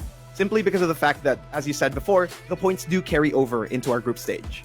Right, and we are matched. Of course, generally the first in points gets matched up with the lowest in points when we go to the playoffs. That should play over once we, get there. So Machinehead has the opportunity to increase his lead and take sole possession of first place. He can go as high as 21, or just eke out at 19, or remain at 18. But Jules has yet to play later on today to try to further solidify his lead. And yeah, these players look like it's business time. It is time to see who comes out on top. It is, and it really becomes such a mix now because of the fact that Machinehead isn't only an Elisa player now. He's not only a Geese player now. He has so much more up his sleeve, and there's a lot of characters waiting in the wings. And let's not forget, he's being molded right now by two of the basically the best players that you could possibly meet in the Tekken Philippine scene, in the Philippine Tekken scene here, with Smart Omega's Jules and Pika. And this is gonna be, let's see what they're gonna pull out. Of course, pulling out the Akuma and the Leroy. Well, these are two characters who have run wild. Naghahasik sila ng lagim for a certain point in history for Tekken 7. And they're going to clash here. It's the unstoppable force and the immovable object. These players, like not players, these characters, I mean, these picks were at one point massive salt factories for a lot of players. But now let's see it at their highest possible level, split down 50-50. Maru versus Machinehead. The Hadoukens come out, and right now Machinehead trying to space himself against Maru because you don't want that Leroy to get in your face. Right, and a sweep to open up here for Machinehead. Opens the offense for Akuma, gets the overhead. Beautiful Katsu finish there in the corner. Ulika, but unable to finish the combo. He still gets something big here. Maru looks like he is frozen. The pressure from Machinehead is insane right now, and Maru's trying hard to keep up, but finally he gets his space with that while rising launcher, and now Machinehead goes straight to the wall. And let's see what's gonna be the Oki afterwards. What's for breakfast? There's a low kick. There's another. No hermit walk so far. Sarap ng almusal ni Bren Maru. He has the lead here and he gets another launcher. One round trades between these two players and little pop-off at the end. Maru's low defense has always been immaculate, and it's showing now. Knowing when Machinehead is gonna pull out any of those down fours, but it doesn't matter this time because Maru is gonna party. He knows it's his turn. He's gonna pull out that 1-inch punch, and Machinehead enraged now. Both players really bringing out the best in their characters here. It looks like it is Machinehead's turn. He gets the wall again. Oh, nope, there's no rewall here, but huge damage from Machinehead. Gets the sweep. Could be anyone's game. Oh, punish that.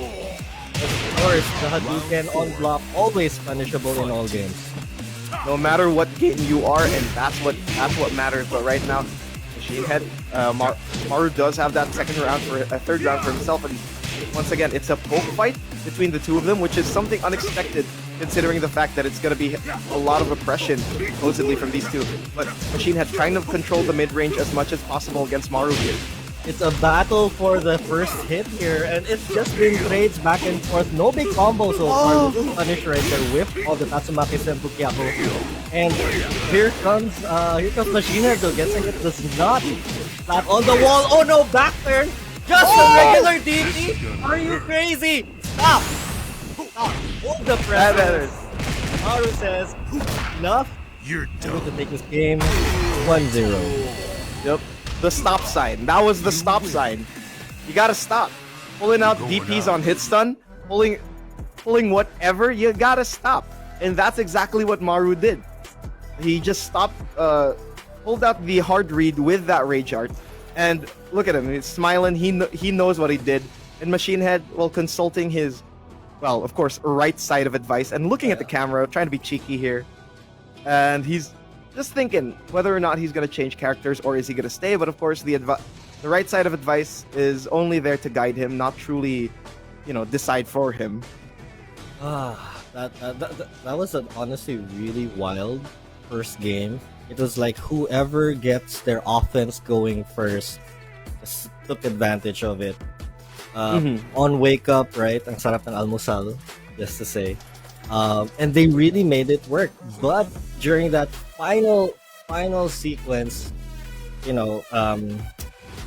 Machinehead was like, yeah, it's enough. Did that feel like Wake Up Ultra, basically for you? It is. That was a wake up rage drive. I mean, it works in all games.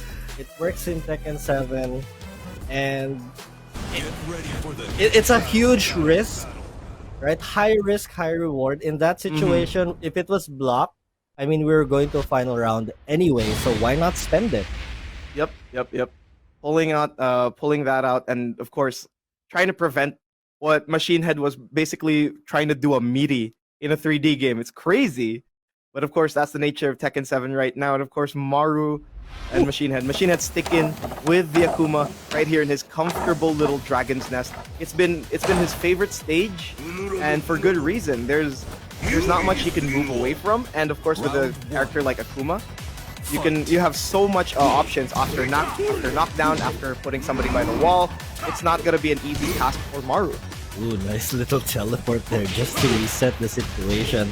But here comes Maru though, fighting a huge launch. And so far, yeah, Maru starting off really strong here. Machinehead though, not out of it yet. Double hell sweep. There it is. I was actually really expecting, like, after the first hell sweep, he was gonna mash DP, but then I'd be dead by that point. Oh my god, the refloats, the resets constantly here for Machinehead.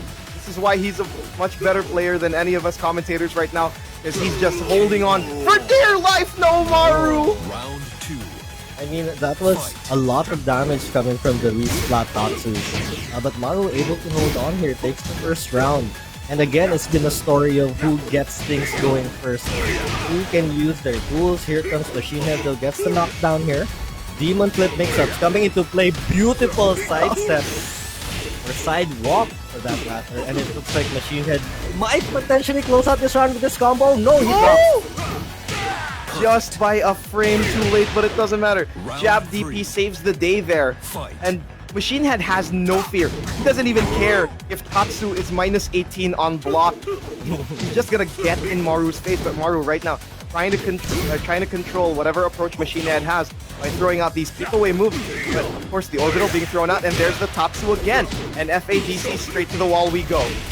You saw Maru just pulling out all those big launch potential moves there, but Machine Head not fighting, not getting caught. He's really approaching this matchup really fine. And beautiful jump in combo. I am seeing shades of another game and a fireball. Close it out. Machine Head looking to respond. Absolutely beautiful play here for Machine Head.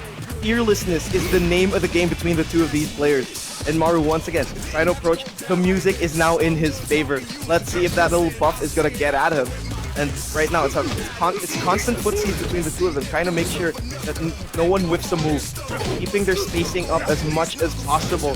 And pressing the first button is gonna be Machine Head after Maru loses his turn off that 1-inch punch. He found a huge hit off that low forward, and Machine Head just poured it on. He was never looking back. 1-all between BRE Pros Maru and Machine Head. It's been back and forth, young Rafiki. It absolutely was. Nasty Akuma play from Machine Head, showing his chops on the fabled character. And of course, Maru right now is gonna have to go back to the drawing board. One game apiece means they get 1 point each. But that second point is one of the most important ones, because once again, this affects your standings altogether. And now Maru, thinking about it deep, thinking about what he can do from here. And Machine Head having a good time. That win is gonna be a lot of dopamine for him. I mean, every time you get the win, you do get that confidence. And looking at the point standing now, Machine Head has secured himself at least 1 point, pushing him up to 19. While Maru is at 17. Can he get the second point? It's been really close, and again, these top of the bracket matches, so crucial if you want to secure yourself, if you want to put yourself in a good position for the playoffs. And man, 1-all. I think we've seen, the best of both characters here. Machine Head with his beautiful down 3 confirms to FADC. And we saw Maru really just going for everything, going for the 1-inch punch, trying to find a counter hit. And another thing is that Machine Head really prevented Maru from doing any how do I describe it? Any of those hermit walks, the death march that gets really crazy, and really preventing any space for Maru to do anything. And that's what Machine Head has needs. He needs to make sure that this Leroy doesn't breathe, doesn't get any of those hermit stance mix-ups, and instead the spacing game will not be in favor of Maru at all, simply because of the fact that Leroy doesn't really have that much keep away tools, say comparison to more fireballs and whatnot from Akuma, or so what I think. Speaking of spacing and reach, Maru has switched to Fakumram, the man with the longest legs probably in the cast. And of course, being a big character, he does have options to counter any jump-ins or demon flips. Let's see if Maru's game plan is going to be on point. Third and final game between these two. Big man right here with the Fakumram, but instead Machine Head, no fear once again, mashes jab straight into Maru's face, and I don't think any demon flip mix-up is gonna be utilized. But as I say that, I eat my own words, and immediately Maru trying to get the space for himself again, and Machine Head getting a DP. Beautiful punish there from Machine Head. Everything is definitely locked and loaded. He has all of this code in his head. Demon flip grab, the height of Fakumram not coming into play, and the demon flip dive kick to close out the first round. Maru needs to wake up. But Machine Head right now feeling incredibly confident. There it is, the first FADC of this game 3. Immediately Maru goes straight to the wall. No finisher here for Machine Head, but it doesn't matter. Punishing the Shakunetsu is Maru. And there it is, Thunder Kick being thrown out, and Machine Head at 50% health immediately. The oppression is gonna start here. The oppression session being started indeed by Maru here, using the kicks that Pakuram is known for, and he closes out the first round. Easy na si Maru. Oh my goodness, the anti-air magic force from Maru. Looking at the skies, keeping sure that that Demon Flip mix-up is not going to be utilized. And look at that Machine Head right now, already so low in health. But what a dump from Maru! Oh, and he's popping off, and Maru making use of that height there. We called it out, you know. I'm finally able to see the jump-ins, and every time he's at plus frames, he takes full advantage, and Machine Head guesses wrong with the strings, and that is happening right now. Maru pressing forward here. Machine Head with only 43 seconds left needs to make something happen. He's 1 pixel away from rage. Anything can happen here, but there it is.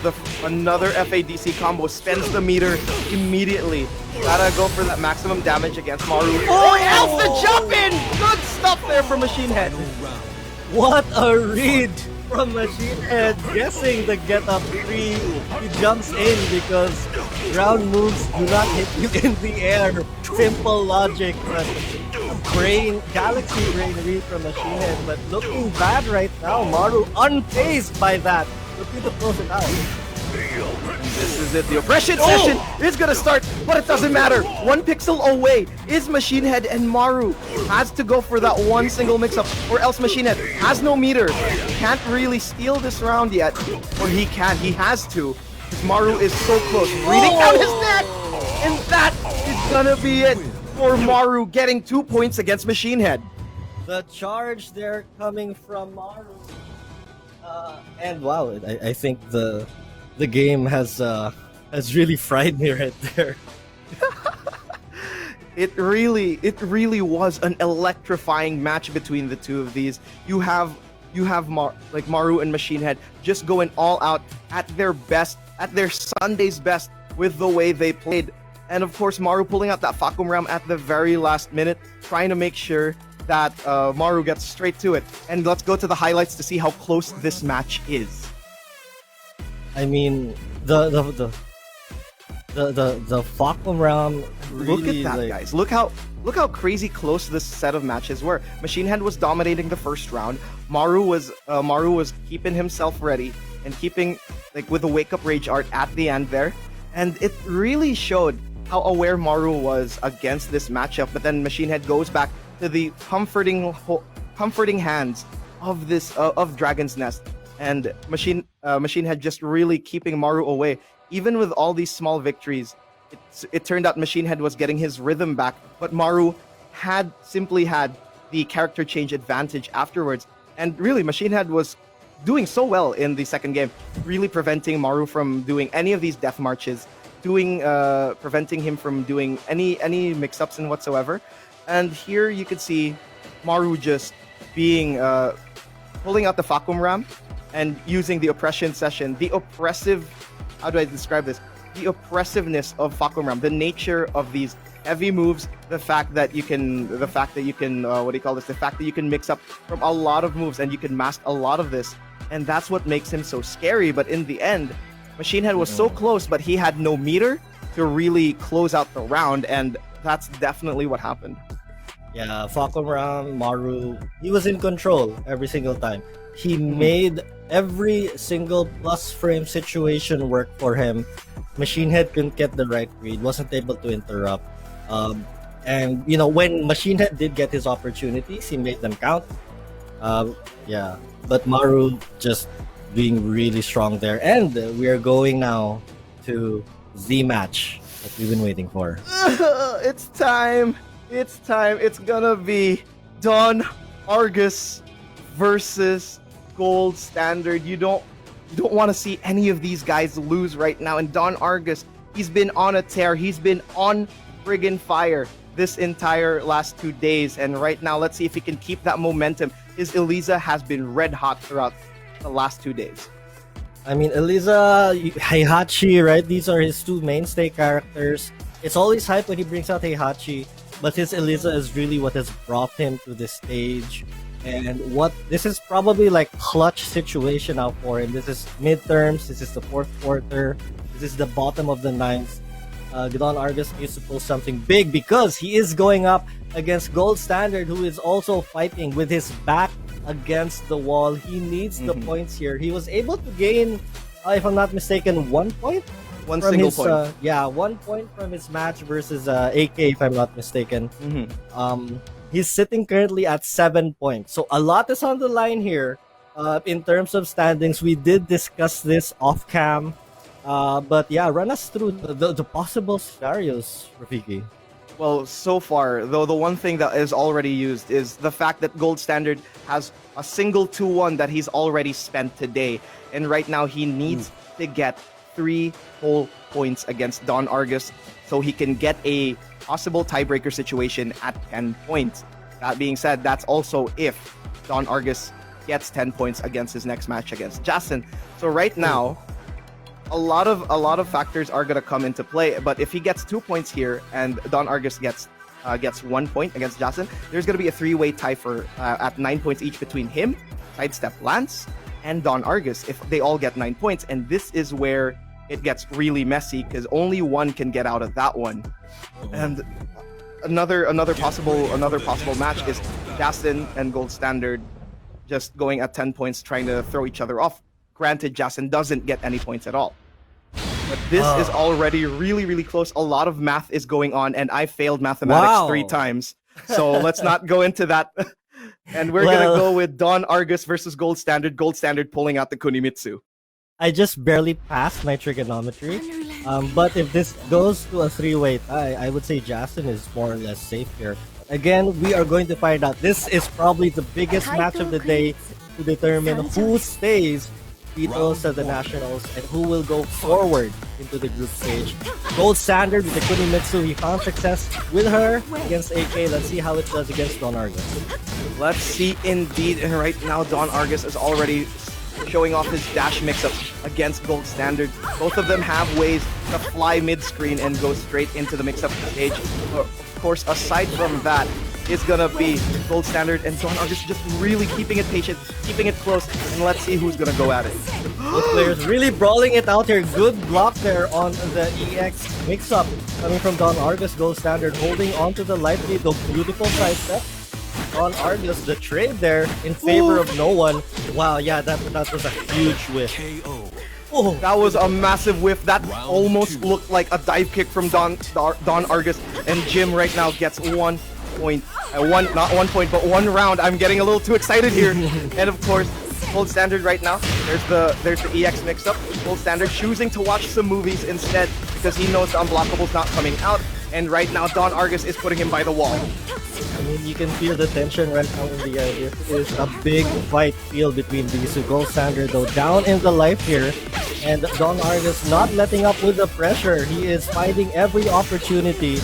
And Gold Standard hasn't gotten anything going so far in this round. The dive kick to seal that round. Oh my goodness, Don Argus getting that 1 point for himself. And 1 round, I mean, I keep saying point. I can't keep saying this. But right now, it's another EX mix-up. And once again, Gold Standard choosing to block mid. And another more low kicks here from Don Argus, and Don Argus really spacing himself out. And there is another dive kick. And Gold Standard really looking for approaches here, but having a hard time whatsoever. The mind games here are really strong. I mean, Gold Standard is holding steady, but he hasn't had a chance to instill his own mind games. No punish there on the Crescent Moon. Finally going for the slide. This time, Don Argus goes low. What's it going to be again? This time goes low.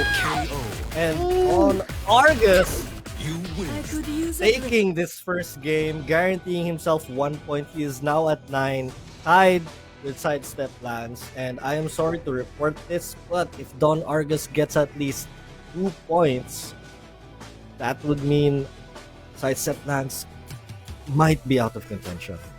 Might be.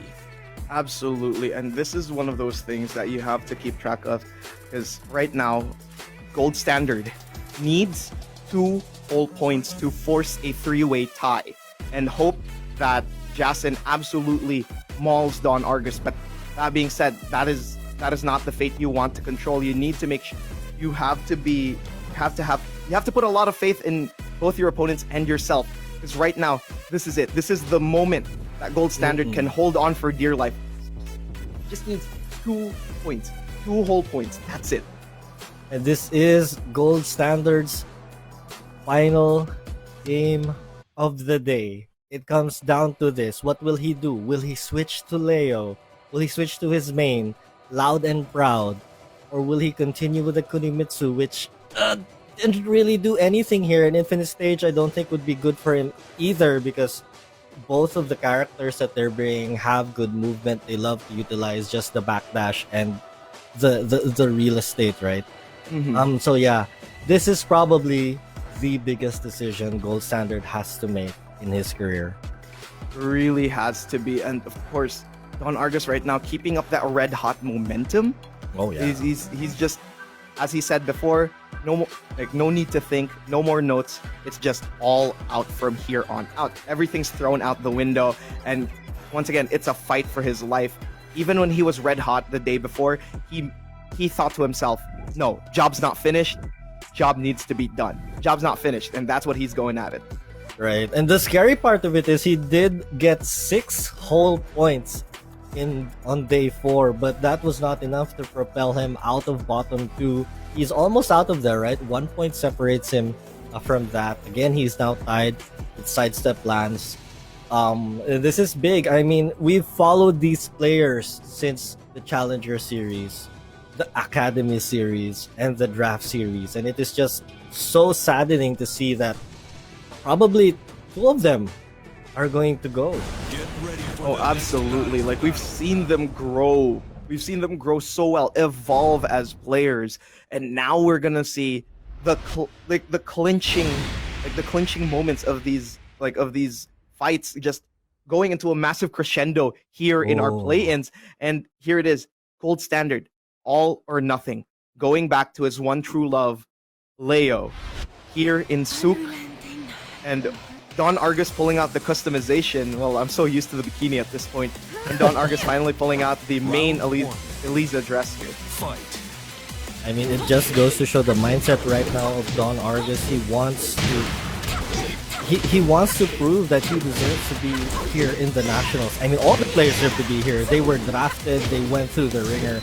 Pero this is day 5 of the play-ins. 2 players have to go, and so far Don Argus looking really strong. No huge combos so far. More on pokes, more on lockdowns. Things looking good for him.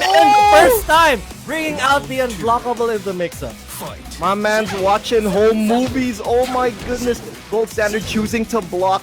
Did not expect Don Argus to just go straight into the unblockable. It's real crazy how dangerous Don Argus's EX is once he goes into that mix-up. And goodness gracious, Gold Standard holding on for dear life. He's putting up a fight, but Don Argus puts up a wall splat, and Gold Standard still has the life lead though. Right, Don Argus now on the back end here of this round, but never ever count him out. He has the meter, but huli ka! The low parry there for Gold Standard, being close to the wall, doesn't get as much damage as he wanted. Don Argus with 2 sticks of butter, well, 1 stick of butter, but the hell sweep for Gold Standard, closing it out. Let's go, Gold Standard. That's what his fans are screaming right now, but Don Argus's camp is also screaming for these points. And so far, it's such a close match between the two. And Gold Standard gets a catch off a jump, and that anti-air is going to pay off so much because Don Argus is now by the wall. That is a big pickup there for Gold Standard, and Jim says get off. Throws out the EXGP, and that was probably desperation time for him. He does not want to lose this round. Gold Standard though in control. Oh my goodness!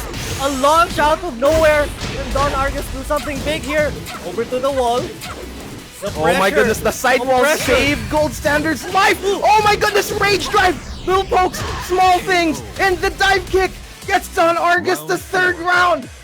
He's so close! Let's not forget, guys, Don Argus, if he wins both of these matches, Sidesteplance is out of contention. Gold Standard is out of contention, and he's just gonna secure this for himself. But that could change anytime soon. Oh my goodness, the EX Don Argus, he smells victory here. He is trying to do everything. No, no. What is going on? We can't see what's going on. The game is frozen. The atmosphere's too electric. Everything's frying into pieces, and it's just too strong. The atmosphere, the tensions, they're coming together. The timeline is coming apart. Yeah, that was crazy. It looked like Don Argus was just ready to close things out, but somehow, some way, we're not ready to see how that's going to end. But we're still waiting on word from League Operations on what's going to go down. But man, what a match! Don Argus on fire, Gold Standard just holding on for dear life. And you did mention it, right? If Don Argus gets 6 points, gets 3 points, he shoots up to 11, effectively putting Sidesteplance down in 11th place in 9th and keeping Gold Standard in 12th with 7 points. This is not something you want to see, ladies and gentlemen. This is absolutely terrifying.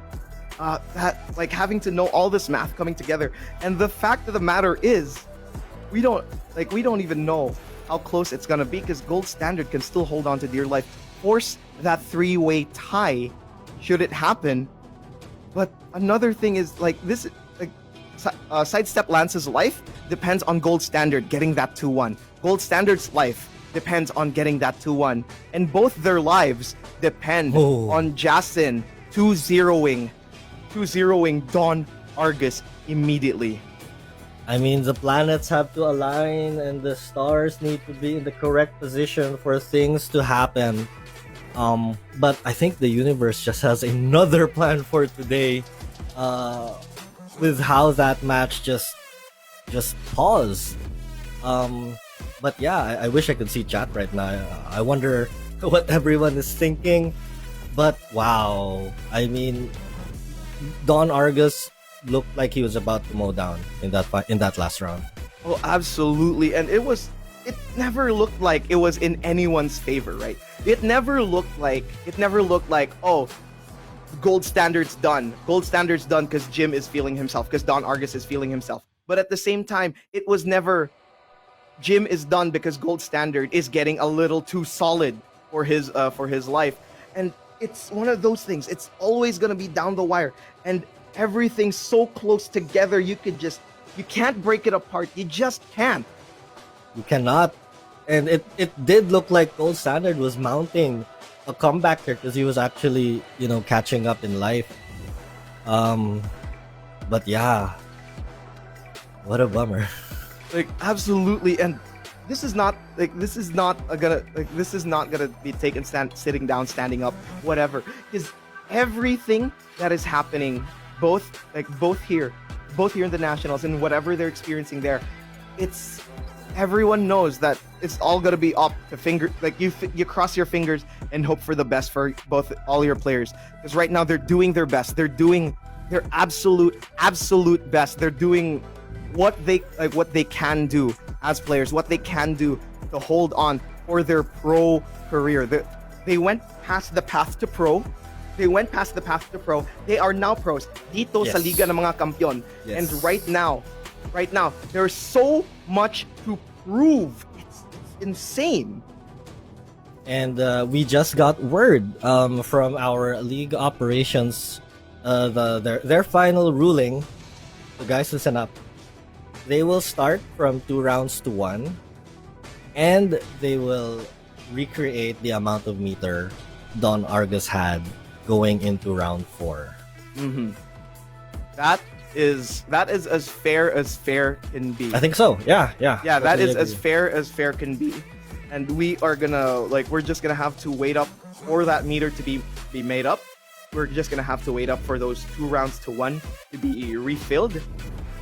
And right now, the tension is just stronger than ever because of this sudden desync. And honestly, like, there is nobody to blame. Simply because of, like, just how intense these matches can be. And now, we're gonna get to that point where, have they recollected their thoughts? Do you think momentum can be cut off? No, because right now, all of them are thinking the same thing. I have to win. This is do or die. Don Argus wants to solidify his spot in the top 10. Gold Standard wants to stay alive. Not only is he fighting for himself, but he is fighting for Sidesteplance. Not directly, but that's just how the results would be if Gold Standard does pull off a 2-1 against Don Argus. And man, I mean, we came into this to this day knowing that there will be fireworks, that that things unexpected will happen, and I think yeah, yan ang nangyayari ngayon. Yeah, honestly, it's one of those, right? Like, you just have to recreate the very last moment, and like, anything can happen from here on out, because it's a small mental reset, but at the same time, the momentum is still holding on. The heat is still in their veins, like ice in your veins, or whether it's either you have the fire in your veins or you have ice in your veins. You either can clutch it out or you can be as strong as you can. It's just everything that's building up until this point is gonna be I have no words for it, Doc. I have no words for it. Right, and coming from, trying to delve into the player mindset, right? If I'm Don Argus, I'm like, okay, it's fine. I have a 2-round lead. I'm going to get my meter back. I've been playing well so far today, and I'm looking to continue. I'm looking to close this out. For Gold Standard, probably, he's breathing a little bit of a sigh of relief as he gets to restart round 4. But then again, yeah, like when things just stop right there, right? As a player, you feel the whole world like, whoa, what's going on? But the mental strength of both these players are also going to be tested with how they deal with this situation, because when it comes to like high stakes situations, right? Big games, you never know what to expect, and it is up to you as a player to handle that to the best of your ability, and in the end, pull out the win.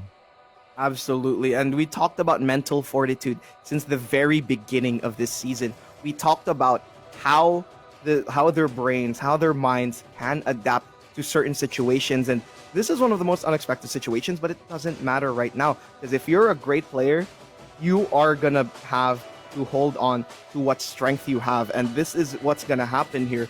This is where mental fortitude gets tested between the two of these players, if they go up against each other and how strong their mental is from this point in.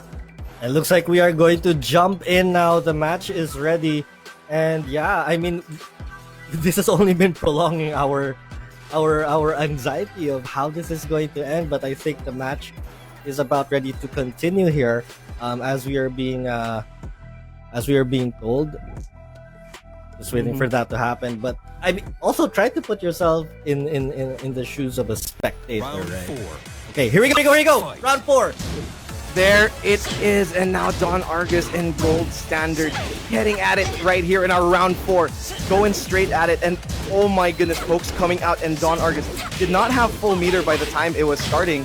He only had half a blood meter, but it's quickly building up as Gold Standard is piling up these pokes. Right, here comes Gold Standard now. He has the momentum against the wall. The Hillsweep closing it out. We are going to the final round here in the second game. Gold Standard holding on to a prayer, fighting for his dear life here.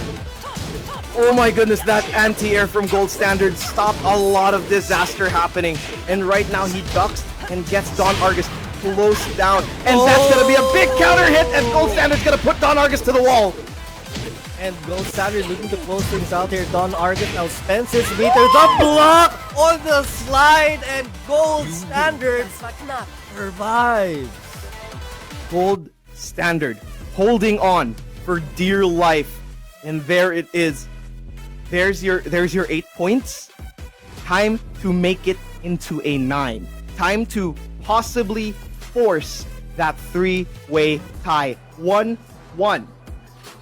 Let's see if the momentum is going to build in his favor, or is Don Argus going to come back from that? Because that is so devastating, simply because of all the implications that could come within single points. And a picture can really tell 1,000 stories, and there are just so many stories that we can depict from how our players are looking right now. This is it, right? This is it. Final game between these two. The future of the group stages is going to be determined right here. Who is going to get eliminated?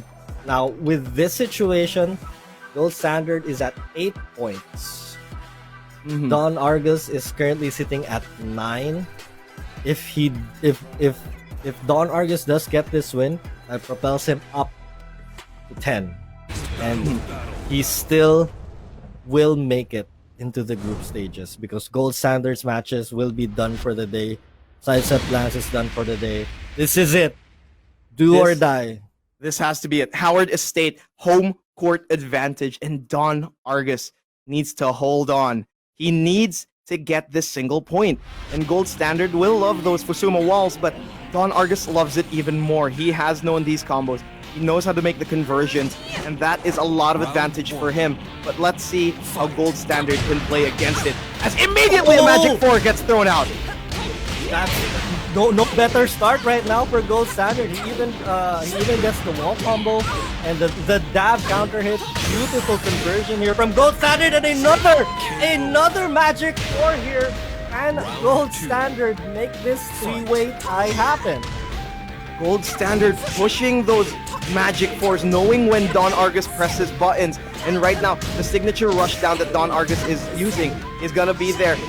Throwing out those mid options, knowing that Gold Standard is fully aware of his slide now. Dive kick being thrown out, hoping Gold Standard was gonna go close. And Don Argus really needs to really gather himself here. I mean, he did lose that last game 2 straight rounds. Don Argus has to hold on. He has to just weather this storm that is Gold Standard that's coming straight at him after that second game victory. What a fine sidestep there from Don Argus. There it is, another mid being thrown out. The meter really pays off for Don Argus because the mix-up is real dangerous. And by the wall, after that dive kick would mean Don Argus gets the guarantee, and it's 1 round apiece. This is the most important match of both their lives. Here's the hell sweep coming in here from Gold Standard, and Don Argus is rolling away as much as possible. I almost had a heart attack there in that last round. Don Argus down in life, releases the EX dive kick here. Gold Standard again in great position, holding on to this life lead. And how is this going to be played out? No risky moves here. Beautiful punish there coming from Don Argus. Dive kick into the jab. Ooh, the counter hit dive kick! That's gonna be big! This should be the round! Is it the round? It's the round! Round 4. Don Argus again puts himself back in position to secure his group stage slot. EX step. Gold Standard again holding on for dear life. He does not want to lose this round here if he wants his national screen to live. But the wall pass, Rafiki! Oh my goodness, this is gonna be big damage here from Don Argus. There's the screw, finally used. Are we gonna see a balcony break? No, we're not. And instead, Gold Standard holding on for dear life. There's the low. What a punish from Gold Standard. Holy cow! From Jim. Hule ang low, and Don Argus, he clutches out the victory, and he's just looking to the side. Sigh of relief for him. Don Argus now at 10 points, effectively, I have to say it now because the points speak for itself. Sitting at 10 points and pushing Sidesteplance down to 11s with 9. Gold Standard bows out with 8 points. And I think, yeah, right? That's effectively what just happened. The duck of the century there. The duck of the century was there. And honestly, it was such a close match. It was none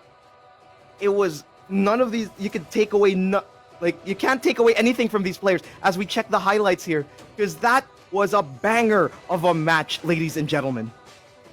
And while we catch our breath here, yes, we're looking at the replay. Don Argus was playing amazing this whole match, despite what happened. And I think it needs to be addressed, right? There are things that are just really beyond our control, and we have to deal with them. And I think Don Argus dealt with that really well. He knew that going into this fight, it was going to be huge. I mean, this was that second game here. He was up 2-1. He was absolutely clutch. And this is the remake. And Gold Standard just really made the best of it. Oh, absolutely. Fully utilizing the moment there. And honestly, you can't take away nothing from these players, because they both played out of their absolute minds. And Don Argus just really had the best conversions afterwards, considering he fully maximized all the walls and close to the balcony. And he had so many moments where you thought it's over for him, and he clutches it out, gritting the skin of his teeth. Oh man, and in this final game, like, it's just Don Argus just released everything, right? He let it all out. That beautiful block there. That was most likely a hell sweep coming from Leo. Jim he clutched it out. He absolutely murdered it with the way he did it, and that was good stuff from him. And now we're gonna go straight to match 9. A little bit of a palate cleanser, but at the same time an exciting match nonetheless. Look at the head-to-head record between Maru and Jules. 12-4 and 3 characters used between the two of them. Wow, this is their current record. Maru has the advantage. But again, Jules, we've seen a brand new Smart Omega Jules. Like, Smart Omega has been revitalized coming off. It is what it was, a disappointing season 2 where they just missed the playoffs, but it did give them the opportunity to grab a player in Machinehead, to bolster their ranks, to give Jules an amazing partner, and that has really reflected. Jules is standing right now in second place with 18 points here. But Maru, of course, has been on a tear this entire season. And really, it looks like Maru is gonna be on the track to still tearing it up this entire season with the way he plays, pulling out the Kazumi, the Dragunov, the Facom Ram, the Leroy, every possible character that you could think of. He probably has it up his sleeve, and this is what makes him tricky to deal with, considering the fact that he can play all of it at a high level. And apparently, parang he's being the new character roulette. Right, but speaking of character roulette, Jules has also been bringing a lot of characters recently. I mean, his mainstay this whole time has been Bob. We have yet to see the Jin. Yep, absolutely. He's been pulling out the Bob, the Claudio. He's been comfortable with those picks, but not afraid to pull out the 2D with the Geese. Not afraid to pull out the Devil Jin. Not afraid to pull out the Marduk. And that's what this is. Once again, a fully evolved Jules. There's so much more that you can add to the data of this machine. Now that he has Machinehead upgrading his firmware with him, evolving together, they've become such a force to be reckoned with. Smart Omega is looking so good this season. Right, the draft again, Machinehead, Jules, such a powerful combination. And I also have to give credit where credit is due. Jules has evolved so much as a player. He evolved to the environment. He evolved by learning more characters to take advantage of his skills. I mean, just being the Iron Wall, the Great Wall of Jules. It just makes other characters so strong. I mean, we saw he pulled out a Devil Jin the last time we were on the table, and it looked quite impressive as well. Completely opposite the playstyle of, say, Vermilion, but very effective. Absolutely, and that's the thing, right? That's the thing. Like, that's what makes a top player a top player. Sure, they might have lapses in their performance in like earlier seasons, but then the moment they adapt, they adapt really well. Adaptation is the name of the game here, and that's exactly what Jules has been doing. That's why he's at the top of the standings right now. That's why he's looking like he's going to be #1 in our regular season with the way he plays. But up against Maru, this is one of those challenges he has to deal with, because Maru is another top player that you have to bring down as soon as possible. Maru has been one of the strongest players for the past few years in the country. I mean, we did see it in his interview. He did defeat AK to represent the Philippines. Winagay niya ang watawat. And I have to also give credit to their coach, Pika. I mean, Pika has really turned the Smart Omega camp into an adaption contraption of some sorts, right? He was able to bring out the potential. I mean, these two players, Machinehead and Jules, were already at the top of their game. He has elevated them more.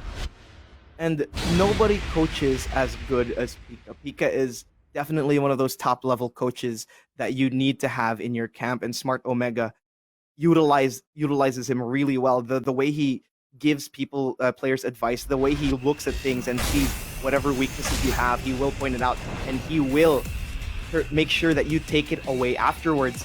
And that's exactly what's going to happen here, as it's going to be a Hwarang here from Jules. This is another new character.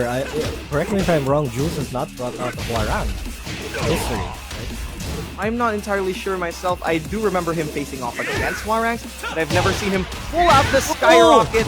No blue sparks, but it doesn't matter. That's a big hit against Maru, and Maru already at 50% health. Beautiful sidestep from Jules. Going fire against fire, the Taekwondo kicks versus the Muay Thai knees. Oh, Bren Maru! And out of nowhere, that hop kick into the rage drive here. He has the momentum, but Jules just holding strong. So calm, back passes, comes in, closes it out. Good stuff there from Jules. Really unfazed by that delayed hop kick there from Maru. Like, trying to stop the options is Maru with that jump, and then reacting with a delayed hop kick. And afterwards, Jules, on the other hand, is still keeping at his game. The very essence of Hwarang is making sure you don't breathe, and that's what he's doing. He's pressing so many buttons, a lot of them safe, a lot of them his turn, and Maru trying to prevent himself from getting oppressed like that by small pokes. And you know that Maru has done his homework on the Hwarang. He actually got himself out of a flamingo stand situation there earlier. Life is so even between these two. No whiff punish there from Jules. We need to continue on with the pressure. Forward kick. Nice little sidestep there. Going to flamingo stance again and goes into the rage drive to close the round out. That rage drive is really tricky to deal with. It is a low, but at the same time, if it doesn't actually fully hit, it's not a natural combo. But of course, if their health is tiny enough, then you can fully utilize it to your favor. And right now, Maru trying to stop Jules from getting anything out of that. But beautiful duck from the thunder kick into a crouch cancel back 3. Jules showing his tough. I mean, Jules has almost every single thunder kick that Maru has thrown out. It's like he has a little trigger. He knows when to duck.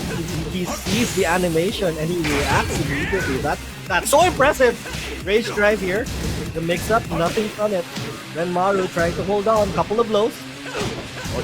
Not the stance. This is crazy. And right now, on hit stun, you have to down jab. And who's gonna get it?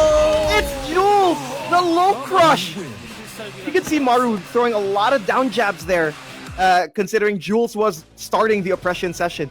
It was always Jules' turn. He was throwing out plus frames. He was throwing out safe moves that you can steal the turn from. And Maru didn't want to deal with that. But in the end, he had to guess sooner or later. You're going to crack if you're at 1 pixel of health. And Jules throws out a low crushing move immediately afterwards. A beautiful decision to go for that forward 3, going right above Maru's low. And look at the size of that bottle. Jules just really taking in a lot of liquid here, and that's very smart. I think, taking a sip of water in between matches is a great way to refresh the body, refresh your mind, because the onslaught that Jules just laid to rest there in that first game, that was so impressive. Did you see him duck all those thunder kicks? He ducked all those thunder kicks and punished accordingly. That's what makes Jules so scary, right? And let's not forget, immediately goes for the crouch cancel back 3. Like, he was fully aware of his punishes. He knows which one's optimal, which ones aren't. And that's exactly the very essence of Jules. Jules is always the most optimal player in any given situation. He will always go for the optimal punishes. He will always know when it's his turn, and that's what makes him so good, because the data is always utilized. That's what makes him so good. And given the damage factory that Hwarang is, combined with his amazing defense, right? I mean, defense is not just all about blocking. It's knowing when to space out. It's knowing not to give your opponents an opportunity to get a hit on you. And Jules did that so perfectly in that round, and he took full advantage of the damage of Hwarang. And that's what we talked about earlier, right? Jules evolving, trying new characters, bringing his style, and bringing out potential that we've never seen before. And it's amazing how such an offensive character like Hwarang, and you could still sneak in the signature Jules defense into it. And that's what gets him going here. You have such a crazy oppressive character, and Jules is so good at locking people down and knowing their tendencies. And let's see what Maru can do here, because if there's one thing that Data doesn't like, it's a playful playstyle in the form of Maru. And with Julia, that can really make him fully utilize the playfulness of Maru's styles, basically. It does fit, because Julia is all about party time, getting things started, going with the party crasher elbow, getting the pressure, playing that high-low mix-up, plus the damage to boot. Julia is still still quite an all-around character here. Absolutely, and that's what makes him scary. And right now, Jules trying to keep Maru away. Instead, he's gonna start his own party time before Maru can start. And immediately, another skyrocket with blue sparks, and good punish here from Jules. He knows when to block. He knows when to stop his offense. And right now, Maru looking for an opening, and that's the opening he needs. Down we go. The first floor break in favor of Maru, unable to take full advantage there, dropping the combo. But he has the wall. He gets the wall splat. He's going to close it out right here. Round 2. Good stuff here from Maru, and now Jules already one round behind Maru, and really Maru looking for the bow and arrow there, looking for that, and immediately back 3, knowing a perfect whiff punish when I see one, and that's what Jules did exactly. The man could whiff punish breathing, but of course Maru on the other hand isn't gonna stop anytime soon. Still pressing buttons, and Jules fully utilizes it. Beautiful high-low mix-up there on the wake-up. Jules, so impressive, knowing, because the thing about Hwarang, he has so many stances, right? He has the back turn, he has his arms towards the back, right? And beautiful low parry as well, but Jules with such amazing presence of mind, taking full advantage of this character. Beautiful sidewalk all the way to the back. He's gonna bring this down on floor. No, he doesn't break the ground. But right now, Maru with another bounce. Oh my god, sidewall saved Jules' life there, but it's still gonna be Maru's life lead. 32 seconds, there's so much that can happen here. Immediately goes for the jab interrupt against Jules. Good stuff here from Maru, and now he gets another round. He's getting close to forcing a game 3 here. That was a really scary decision there from Maru going for the jab, but it did stop the rage drive, and it puts him in a great position here. 1 round away from taking his own game. Throw break. Nicely done there from Mario. Blocks the low. Beautiful punish. And right now, Jules has found his way back into this round. Oh my goodness! No! Did it again. He thought Maru was gonna press a button, and let's be honest, a lot of people would. But of course, Hwarang with a back turn can still go for that plasma cutter, if I'm not mistaken, because I know he has the disrespect stance. He can go, it becomes a back turn technically, and you can still go for plasma cutter. But that being said, Maru, with full respect of what Hwarang can do, decides, okay, I'm not gonna press here. Jules is probably gonna go for that back 3. And he punished him with the exact same move. That was beautiful. It was like literally Maru dancing circles around Jules Hwarang. So the score is 1 apiece. It does put a wrench in Jules's plans to get to 21 points here. Now he's sitting at 19.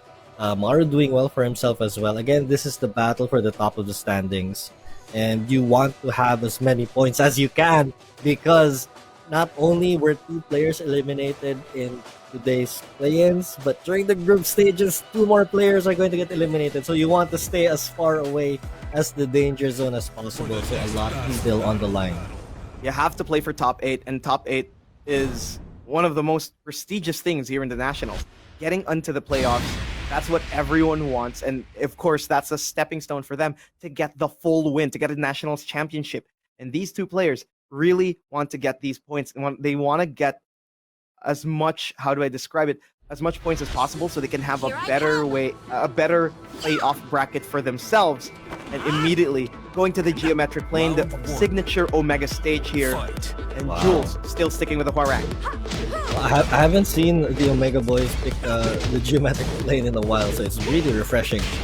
But here comes Maru though, beautiful little launch here. He's going to push as far as he can. He does get the wall, goes for that extra damage. Wake up, picks up. Good block there from Jules. Awareness here. Oh, bow and arrow gets perfectly punished. And Jules going for the optimal combo here. What's gonna be? He was trying to go for the spike to force the Oki against Maru. And immediately Jules is looking for an option again because Maru loses his turn, but he gets punished by that back off that back one. Dancing towards his back again. And speaking of defense, the defense of Maru has been really strong so far, blocking everything. Whoa! What happened right there? Maru finding the better end of that slow-mo.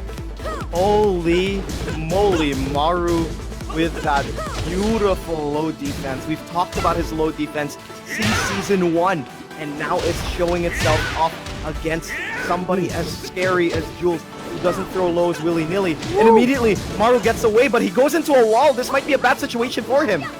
Trying to get out of it, and he does, forcing that 4-blick, but the screw from Jules. Putting him in a good position, the trade going in his favor. We're tied at 1 round apiece. What a round for Smart Omega's Jules. Peacekeeper, real scary dog. Peacekeeper, Peacemaker. I'm not entirely sure, as long as I know there's the peace in it. And that's what gave Jules the round. And now Jules up against that no corner again, but nope. Nowhere near close to the wall. Maru really wanted that wall bounce, but just a little bit off. Right, a little bit too far there for the distance, but he does have the life piece. He does have the pressure. He does have the wall. There is that wall bounce, and Maru looking strong. Closes it out. What a round. He lost almost no life now. Match point with his magic form. Oh my goodness, Maru going crazy right now. Using that bow and arrow, and Jules so close to getting to losing this 1 point against Maru, and Maru holding on with that defense, and Jules trying to respond in kind, and immediately to the wall we go, and this might be Jules' comeback. One of the first few times that Jules has gotten the wall in this stage here, but is it a little too late? The counter hit. Jules trying to hold on, goes for the rage drive, it gets blocked. Mix up time. Oh no! You could see that coming from a mile away. The huge whip, the slow-mo. You knew it was over right there. Look at Jules' face. He's like, Oh, what a duck there from Maru. That was a really risky duck considering everything in mind. But once again, once you're in that situation, you're forced to choose. Would you go to the classic take the low, take the throw? Or are you good? Or which means you're gonna die anyways? Or are you gonna go for the duck and hope for it? And let's check it out in the highlights how close this match was. it did go back and forth so many times here. The Hwarang, the surprise pick from Jules looked like it was paying off, even against a character like Fakumram. And Maru's Fakumram definitely one of the mainstays. Dito says the Nationals, but Jules just pulled off, if I'm not mistaken, a 3-0 no-round Brown. If I'm not, yeah, he did. He did, and it was such a crazy no-round Brown too. And Jules was actually keeping it close as much as possible against this Julia, but once again, Maru just getting amazing low defense, and 2, amazing awareness of when Jules is gonna pull out the crazy stuff. And I respect Jules for sticking with the Hwarang, because honestly, Hwarang's damage output is insane. With his defense, he can definitely find openings here. I mean, he could have blocked the bow and arrow. He could have found big punishes. But Maru with just some beautiful reads along the way, really getting a feel of how anong gusto gawin ni Jules, right? And it really worked out for him in the end. That was a beautiful round for Julia, or Maru's Julia. Yep, and you saw the game plan. Even when Jules pulls out a plus frame, Maru tries to steal the turn. Over here, it was really unfortunate because Maru was fully aware of the low. It was a guessing game from that point on, and he thought if I mess up, there's still one more round to give anyways, so might as well choose to duck, and that's exactly what he did, and he gets 2 points out of that. And that I think that was a really those were good 2 points there for Maru. I think that puts him up to 18 points near the top of the leaderboards. Of course, we're going to see the updated leaderboards later on, but now it is a battle of placement. It's a battle of trying to make sure you are not in 9th and 10th place, because that is the goal now, right? I have to say it again. Unfortunately, BRE Pro Sidesteplance and STIE Olympians gold standards are heartbreakingly out of the play-ins in 11th and 12th place. So now we have to move forward here. I mean, the format for the nationals this year is crazy. It's crazy, and it really seems like the regular season is shaping up to be a band of killers. And speaking of regulation, let's not forget, guys, that this tournament is under the supervision and regulation of the Games and Amusements Board. And really, the Nationals has been such a treat for us viewers. The Nationals has been such a treat for all the players that involved. Such a treat for the Tekken community. And right now, we're seeing the cutthroatedness of it all, simply because of somebody has to go away soon. And you know, the matches so far have been really crazy. But I think we deserve a quick little break after all of that. And while we're only halfway here in the second half, 3/4 of the way to end the day. But we'll be back after the break. We have 3 more huge matches when we return. At nagbabalik ang The National Season 3 Tekken Conference Pro League play-ins. It's our last day, and it is electric. Once again, the atmosphere has been electric. It has been hitting its just frames, and we're still your commentators, courtesy of Fiki Bazan, and here with me is Doc Jimmy. And what a first half. Of the second half, we lost 2 players, but now we have to move on. We can take a look at the standings right now after everything has developed so far. And up in the leaderboard, we have Maru sitting poggy, not sitting pretty, but sitting poggy with 17 wins, 7 losses, 20 points, right above Jules and the Omega guys with 19 points. And of course, not far behind is STIE Olympians Hapon with 18 points, and the Signal Ultra Warriors right here with Vermilion and Kunicat with 16 and 15 points each. Wow, and this is it. I mean, the screen that we don't want to see, of course, AK with 14 points, Coffee Prince 13, Jason and Don Argus at 10 apiece. They're immediately in the danger zone for the next stage, but unfortunately, they're down at the bottom. You do it, sir. Oh, absolutely. And a moment of silence for them, BRE Pro Sidesteplance and STIE Olympians Gold Standard with 9 and 8 points apiece. And as much as we want to talk about them, we have to go on to our next match right here, which is Jason versus Don Argus. And right now, rocking new jerseys from the last time they faced off against each other, and the head-to-head record is in favor of Don Argus. Don Argus has always picked Eliza versus the Jaguars here as we go back to the last time they met, which was also 2 years ago in Conference 1. I mean, Jason was really one of the exciting players we had in Season 1, and now he's back in a whole new form. Don Argus, of course, the veteran that he is, sporting a new jersey, as you mentioned, both of these players with new teams. And this is going to be a battle of 9th and 10th place. And it's going to be a total bloodbath because of the way they play. And of course, Jason right here, the man of the hour, the man of the day. And of course, I'm going to take the time to greet everyone a Merry Christmas, happy birthday pala ni Jason. Bless this man, the birthday boy is here, and he's ready to fight with his king. And rightfully so, he's sporting the color red because, yes, happy birthday to you, Jason. But he's going up against someone else who is red hot, fresh off his victory, eliminating SEO's gold standard. is Happy Feet Emperor's Don Argus. Of course, he had one match to recuperate from that intense game. And now he has to be ready, good to go up against one of the most electrifying men in the Nationals in your Lord and Savior, Jason. Absolutely, the Jaguar Messiah versus the Rabid Wolverine, Don Argus. And this is going to be a match of a lifetime. The points matter still, guys. The points matter because these points get carried over into our group stage. And they are so close at the bottom, and they need to reach top 8. And both of these players realize that. Both of these players know that fully well, and they're gonna have to pull out all the stops. You can see, Don Argus just really psyching himself up for this huge match. And honestly, I think this is a 50-50 in my eyes. I forgot who I picked to win this.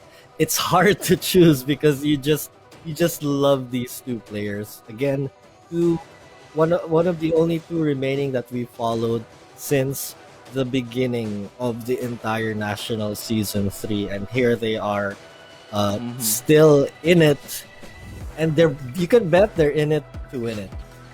Absolutely, and they are just gonna be going all out once again. As you saw, we already saw the growth that they've already developed sooner here in our season 3, and we could see we were gonna see more from them, especially here with Jason, especially here with Don Argus. With Jason, he's already been pulling out a lot of different other characters aside from the Jaguar.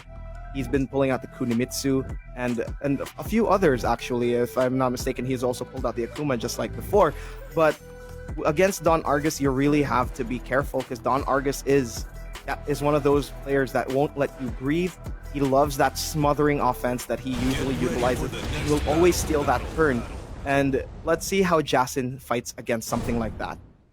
And of course, Jason has been the source of so many highlights. So has Don Argus, but looks like we're going to see some more Kunimitsu highlights here. I don't know, everyone has been pulling out the Kunimitsu versus Don Argus. Is there something that I'm missing here? Kunimitsu has a lot of good buttons, has a lot of ways to stop an approach, and at the same time, Kunimitsu has her own mix-ups once you get that knockdown. And right now, Jason looking like he's living on a prayer here because he already uses the slide mix-up, and he has an infinite stage which makes him approach better. Both of these characters have that dash mix-up, but Jason now finds the first opening here, taking full advantage of it.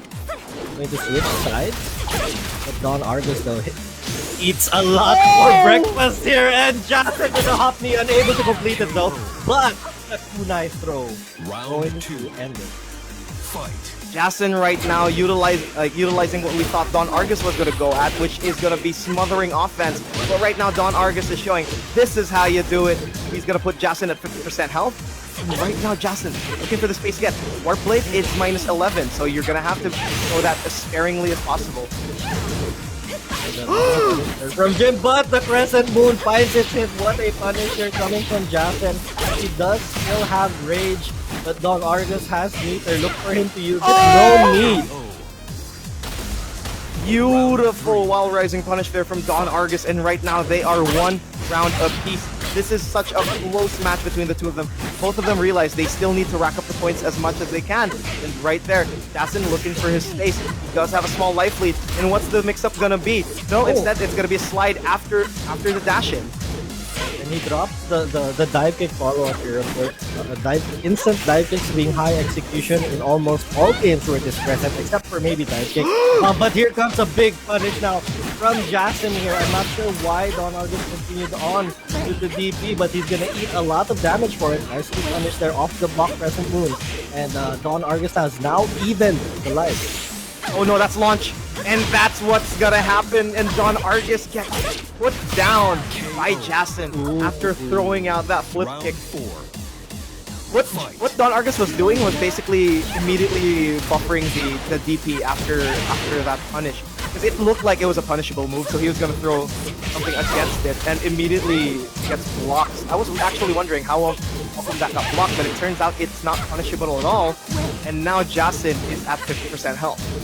right? These are some of the rare mistakes that players commit even at this high level. But when those mistakes are made, as the opponent, you have to take full advantage of it, and Jason has done that. But Don Argus, though, the mental strength here to recover from it and say, it's okay, I'll give him that round, I'm gonna come back and take this round, which looks like it's what he's about to do here. But Jason has something to say about it.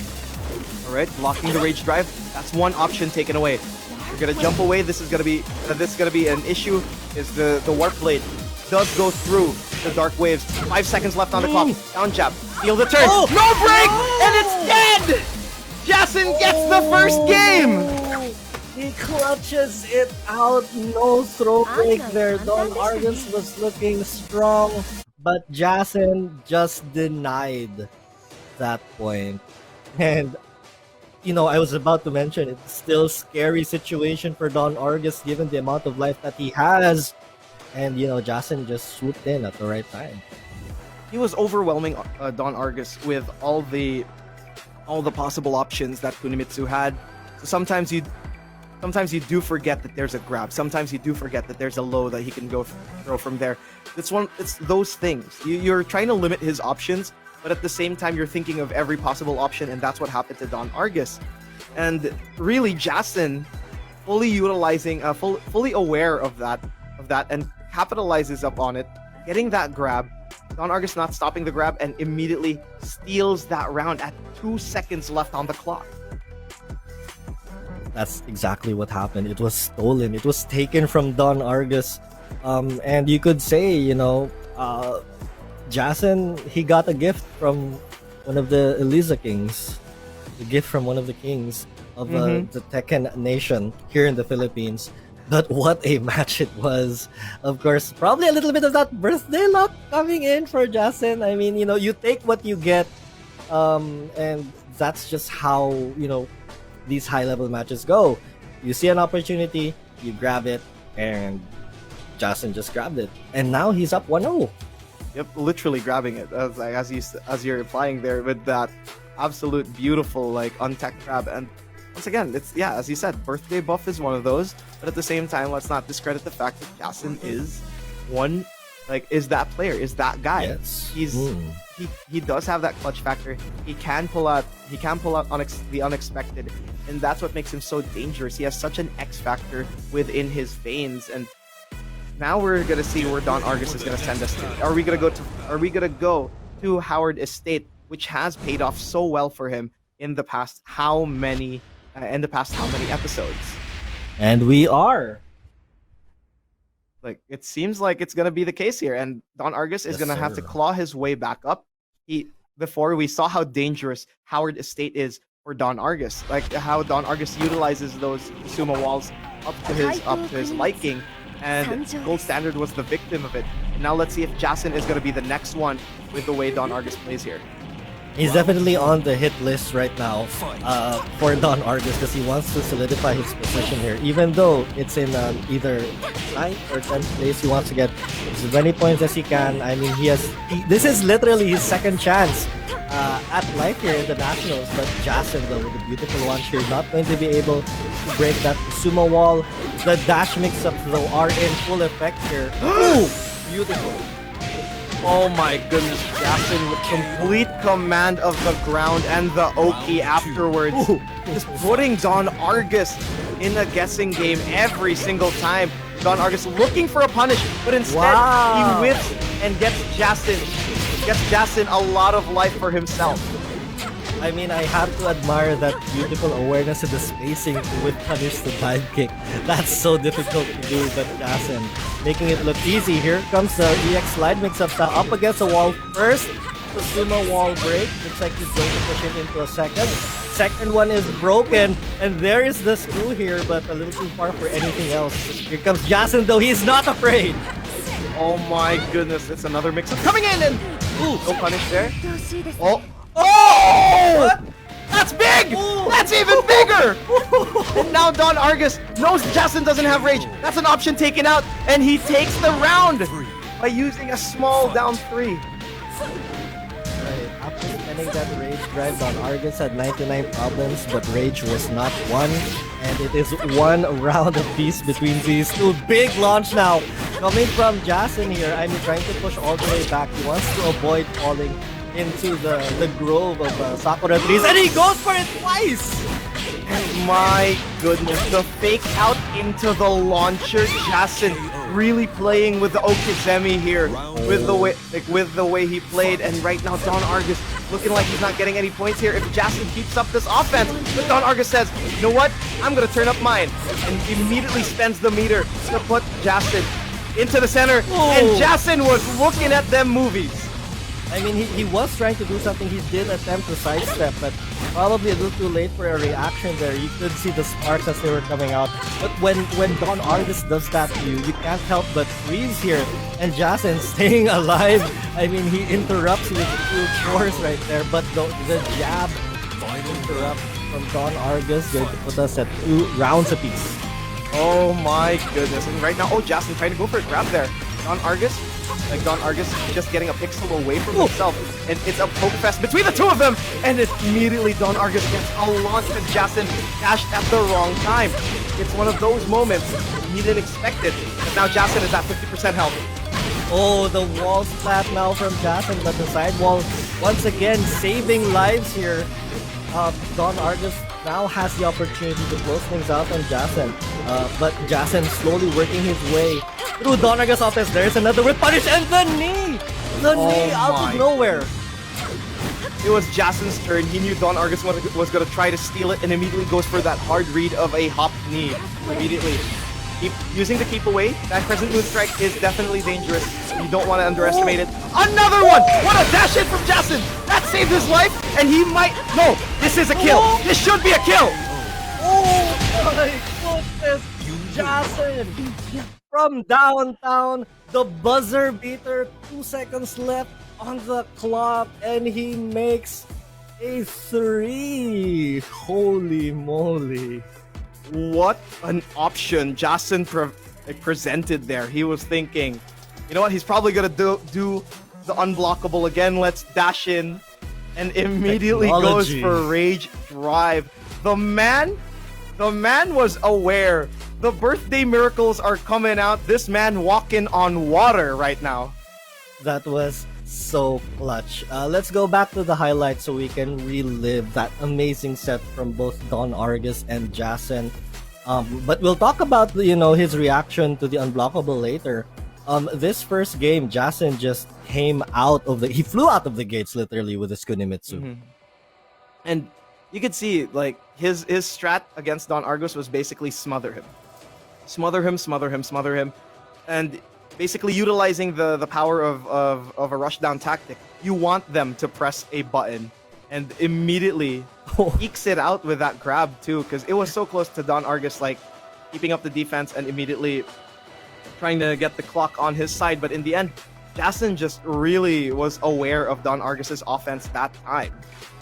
I mean, I just realized that the first game was also a buzzer beater. So to borrow the words from one of my mentors, bang! Wow! Jason being so clutch. I mean, the second game, Don Argus, he looked like he was rejuvenated here. He was really bringing out all of his best.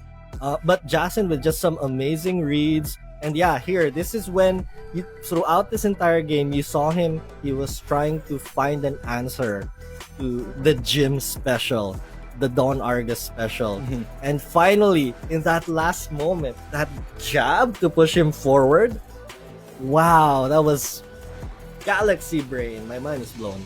It's insane. And speaking of big brain plays, the next match is gonna fill your brain up with lots of tech and lots of fights, as it's gonna be Jules from Smart Omega versus Coffee Prince from Happy Feet Emperors. The head-to-head record in favor of Jules.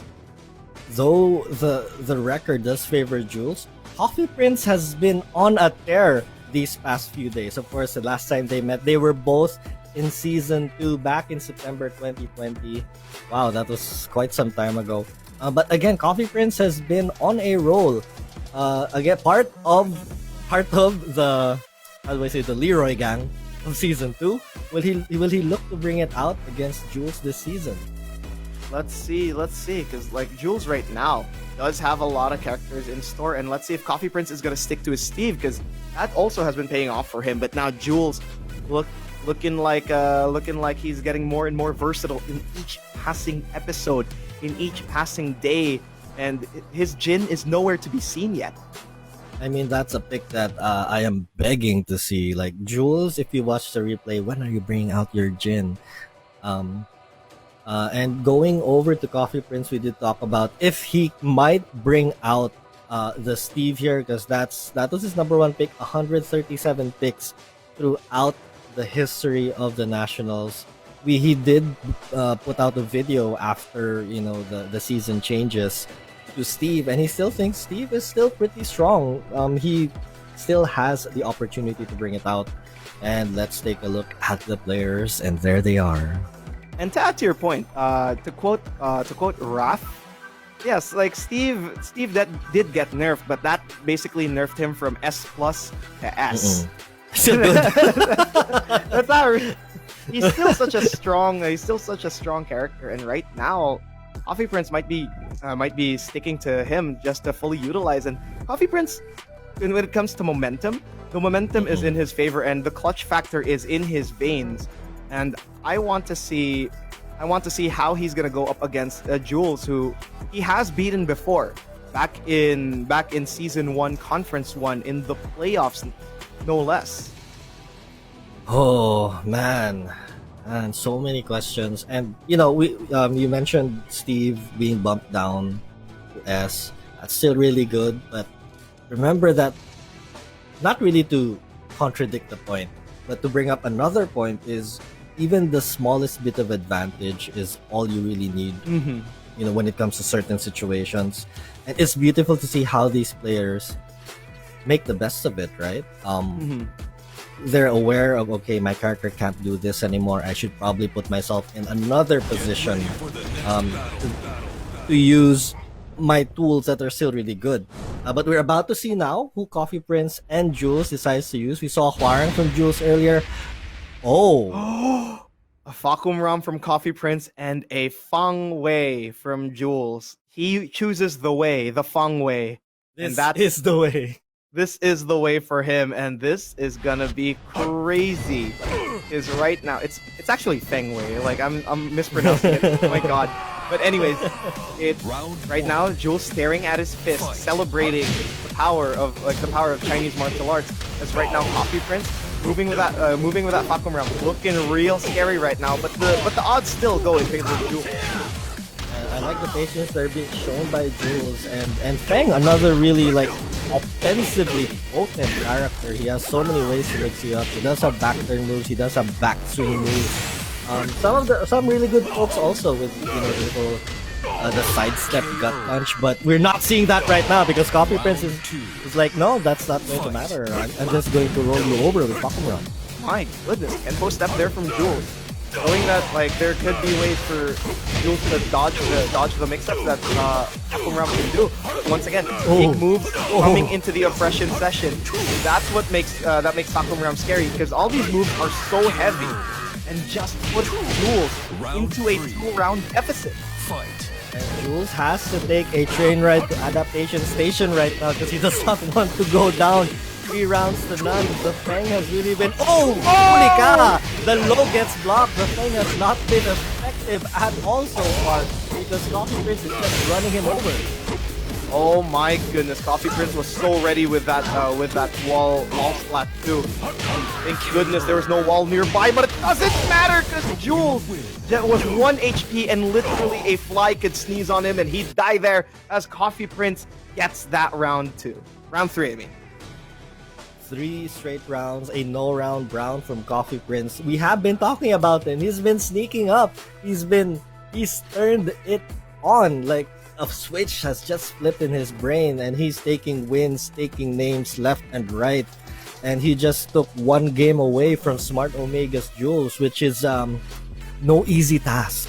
Yep, absolutely. Caffeine is in his veins and the numbers are getting up into account as Coffee Prince is just getting getting stronger and stronger per passing episode. And that's once again his we talk about adaptability a lot here. And that's what Coffee Prince offers the most. He's always found a way to clutch it out when the going gets tough. And that's just it's a testament to his ability as a player to rise up to situations like this. I mean, on the first day, he was literally down there at the bottom, and look where he is now. I mean, I think he's really just hit his stride, right? He did mention that he focuses on work when he's not playing Tekken, but now that he's had so many days of Tekken under his belt, Jules with the Heihachi. But going back to my point, I think Coffee Prince has really started percolating, and he's reaching a boiling point. Oh, absolutely. But right now, let's see how Jules can throw Coffee Prince off with this matchup, which is something to talk about, because Heihachi is a really, really aggressive character, and Jules has been paying off with a lot of these aggressive picks so far. And Heihachi, once again, does fully utilize a lot of these mix-ups for himself. No good lows, but it doesn't matter, to be honest. There's so many options aside from that for Heihachi. I'm curious to see how his Heihachi goes. I mean, the only other Heihachi we've seen so far again is from Don Argus, but my goodness, Coffee Prince is still boiling hot here. We're seeing a nice flash punch there coming from Jules to get a nice knockdown. Beautiful duck there on the Thunder Kick, and absolutely strong punish. Oh my goodness, goes for the cross-up power crush. My god, Jules, fully aware. And that was amazing. Beautiful execution there from Jules, because after ducking the Thunder Kick, immediately goes for the electric. He crouch cancels that, by the way. And right now, Coffee Prince at a sliver of health. He can still come back from this, but Jules just needs one single spitball into Coffee Prince's face, and that's what he might be throwing with that jab. Round 2. Did you see Jules not watching cartoons? He sidestepped the charge kick from Falcon Round. Jules is wide awake. Fully awake, and now Coffee Prince says, you know what, I'm gonna wake you up even more, because I'm gonna put you by the wall. But once again, Jules thrives in deep defensive situations. Let's see how he's gonna go up against Coffee Prince here. Immediately down back to the electric, trying to go for plus frames, mixing up with that hell sweep, and immediately gets back the health that he lost, and putting Coffee Prince one pixel away from rage. A single mix-up can kill any of these guys. That was crazy. What a play from Jules, but it just goes away. It's erased completely by Coffee Prince. And wow, the mental fortitude trade, by the way, of Coffee Prince to just weather the storm that was that Heihachi mix-up session. Oh my goodness, and right now, we've seen this movie before. Are we gonna see it again? Jules once again putting Coffee Prince against the wall. Once again, this is where Jules loves to thrive in defensive situations, and right now Coffee Prince looking for his space, knowing that if he throws the wrong move, he's gonna get absolutely mollywopped by the punishes of Jules.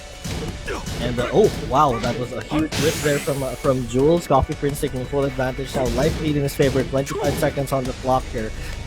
Eating a bunch of strings now from Papa, but he runs into an electric wind. Got this from Jules. What timing! Fight. Coffee Prince opens the window, and the wind just comes in straight into him. And once again, Jules this time at the advantage. He's trying to put up a lot of offense against Coffee Prince. And even though the life lead belongs to Coffee Prince, Jules is pushing him near the wall, but Coffee Prince with good moves putting him by the wall again. Danger, no place you want to be, but here comes the rage drive and the wall continuation. The screw finds its way in. A duck from Coffee Prince, but a close out right there from Jules. That was so fast. Real sick moves there from Jules. Good stuff from him. And really utilizing this Heihachi up to its maximum advantage. You have a lot of offensive potential, and not afraid to throw at any of Heihachi's lows, which are all, if I remember correctly, all launch punishable except the second hit of the Hell Sweep. And aside from that, the Coffee Prince was in there. Coffee Prince was fully in there, but in the end, we talked about Jules' defensive awareness, and it paired with like the offensive tools of Heihachi. Once again, it's a perfect combination.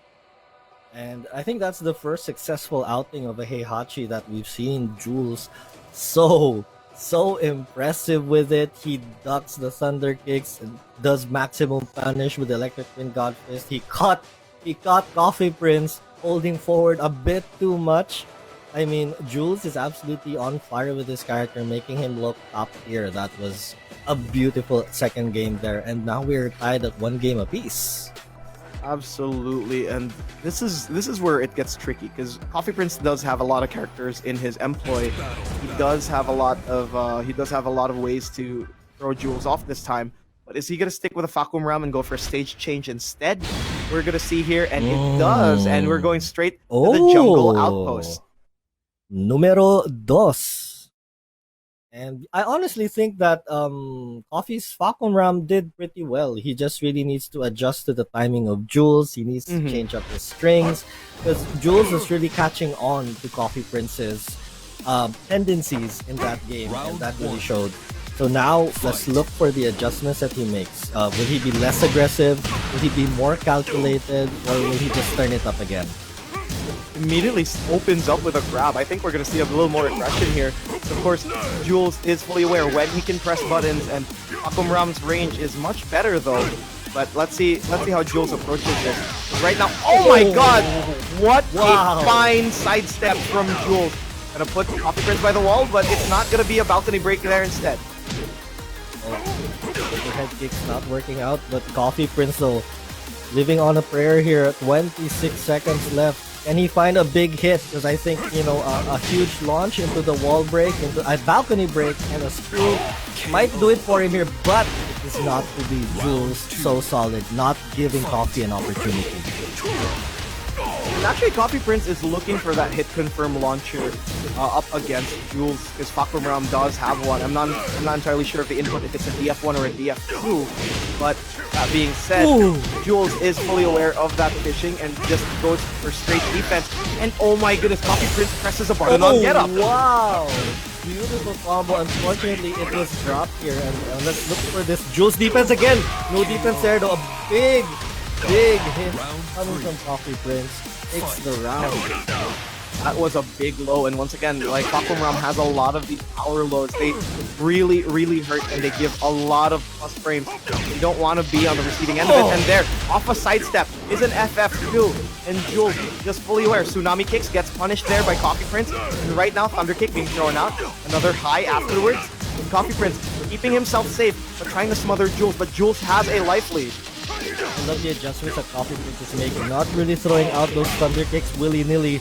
He is more aware that Jules can punish. But right now, Jules with the Coffee Prince up against the wall here. And the low to close it out. Coffee Prince needs to hang on. Coffee Prince holding on for dear life here.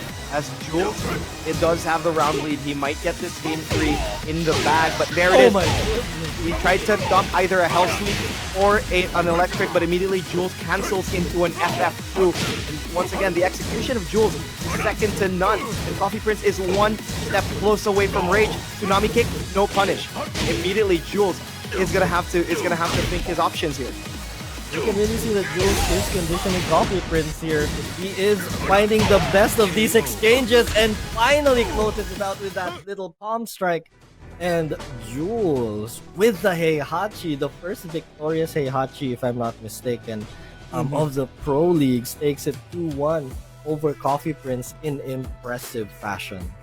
That is going to be a beautiful 2 points there from Jules, and Coffee Prince was not far behind no matter what, and Jules just got the right punishes at the right time, getting that while rising, if I remember correctly, a while rising 1, and then going straight into an attempt of an Omen God Fist there, a Blue Spark Omen, because if you get that Blue Spark Omen, that would have been a guaranteed kill, but aside from that, Jules was keeping on, as we're going to see in the highlights here. A very close match, but somehow Jules looked like he was in control. This first game, though, I mean, the Feng didn't really come into play here. Coffee Prince just really overwhelmed Jules. Jules could get nothing going. We didn't see any of Feng's signature moves. It was complete domination, if I could say so myself. Absolutely. And right now, Jules looking really good though with that Heihachi pick. It is a Mishima after all. There's a lot of fundamentals jammed into that. And when it comes to fundamentals, Jules is the very essence of it. But Coffee Prince was holding on, like as you could see. He was. Even then, Jules just found the timing. And this is what happens when two really good players just go off against each other. It really just goes down to the tiniest of advantages. And you could see, Coffee Prince's mindset going into the third game here. He did mention he started off the first round with a grab, but somehow Jules just powered through it. Right, he played absolutely great defense. His conditioning of Coffee Prince really finding the hits for both high, low, or mid. You could see his work from game 2. It really was such a great match, but of course Coffee Prince is not out of the fire yet, as he does have one last match, and it's gonna be against Lost Auto Group Playbook Esports' Jason. The birthday boy. It's tough to go against a player like Jason. Way tougher to go up against him on his day, and he's been having an amazing day so far. He did defeat Don Argus 2-0. He took 3 points in clutch fashion. Can he pull out the clutch again versus Coffee Prince, or can Coffee Prince keep up this momentum now that he is in the group stage? Yep, definitely. Let's see that head-to-head right here. Coffee Prince and Jason, 2-2, 2 characters each, and so far it wasn't even a Jaguar. It was a Negan and an Akuma there by Jason, and Coffee Prince there pulling out the Brian, doing real crazy stuff with it. Yeah, this is one of the early Negan, the Negan days. I believe Dojin also brought out Negan a couple of times.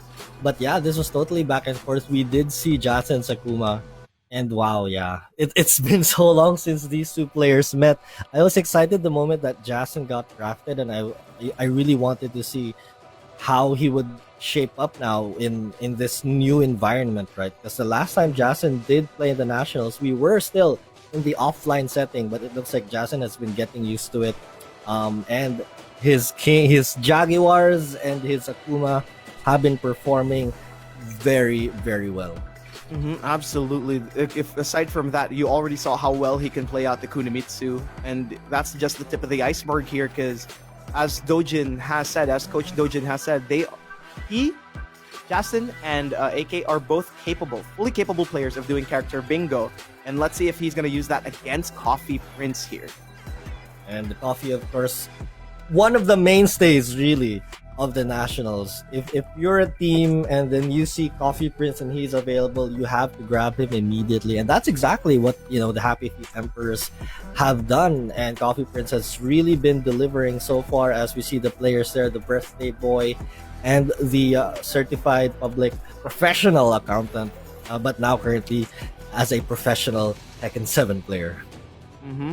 And let's see how they're going to face off against each other here, because Coffee Prince does have a lot of characters up his sleeve. Aside from the Fakum Ram, he does have the Leroy, he does have the Steve, he might even pull out the Brian for old time's sake. Or even possibly, if I remember correctly, correct me if I'm wrong, but I do remember him pulling out a Jack 7 at one point. Oh, that's a character that we have not seen, Jack 7. I've spoken to a bunch of Jack 7 mains, and they're really sad with the changes, or might I say nerfs, that have befallen the character. Forward 1 no longer has effective, easily sidesteppable, and Jack has had a lot of problems already, so I think there's a small chance, but it would be hype to see that character. It would absolutely be hype, right? Aside from that though, we don't know what Jason can pull out here. Is he gonna stay with the Kunimitsu? Is he gonna pull out the Armor King as per usual? Is he gonna pull out the King? Or is our Jaguar Messiah gonna leave us with no Jaguars on his birthday, because he wants to celebrate with them and blow the candles there? But that's only such, there's a lot of mix-ups in character select alone, and that's already getting a lot of people excited. Speaking of the number of characters, just a quick little trivia for Coach Dojin. I know it's a little bit off topic, but the number of characters that he has played in the nationals is equal to the number of characters that Tekken 7 released with. So that's quite crazy. So we hope to see, you know, these players. You can see the Dojin effect, right?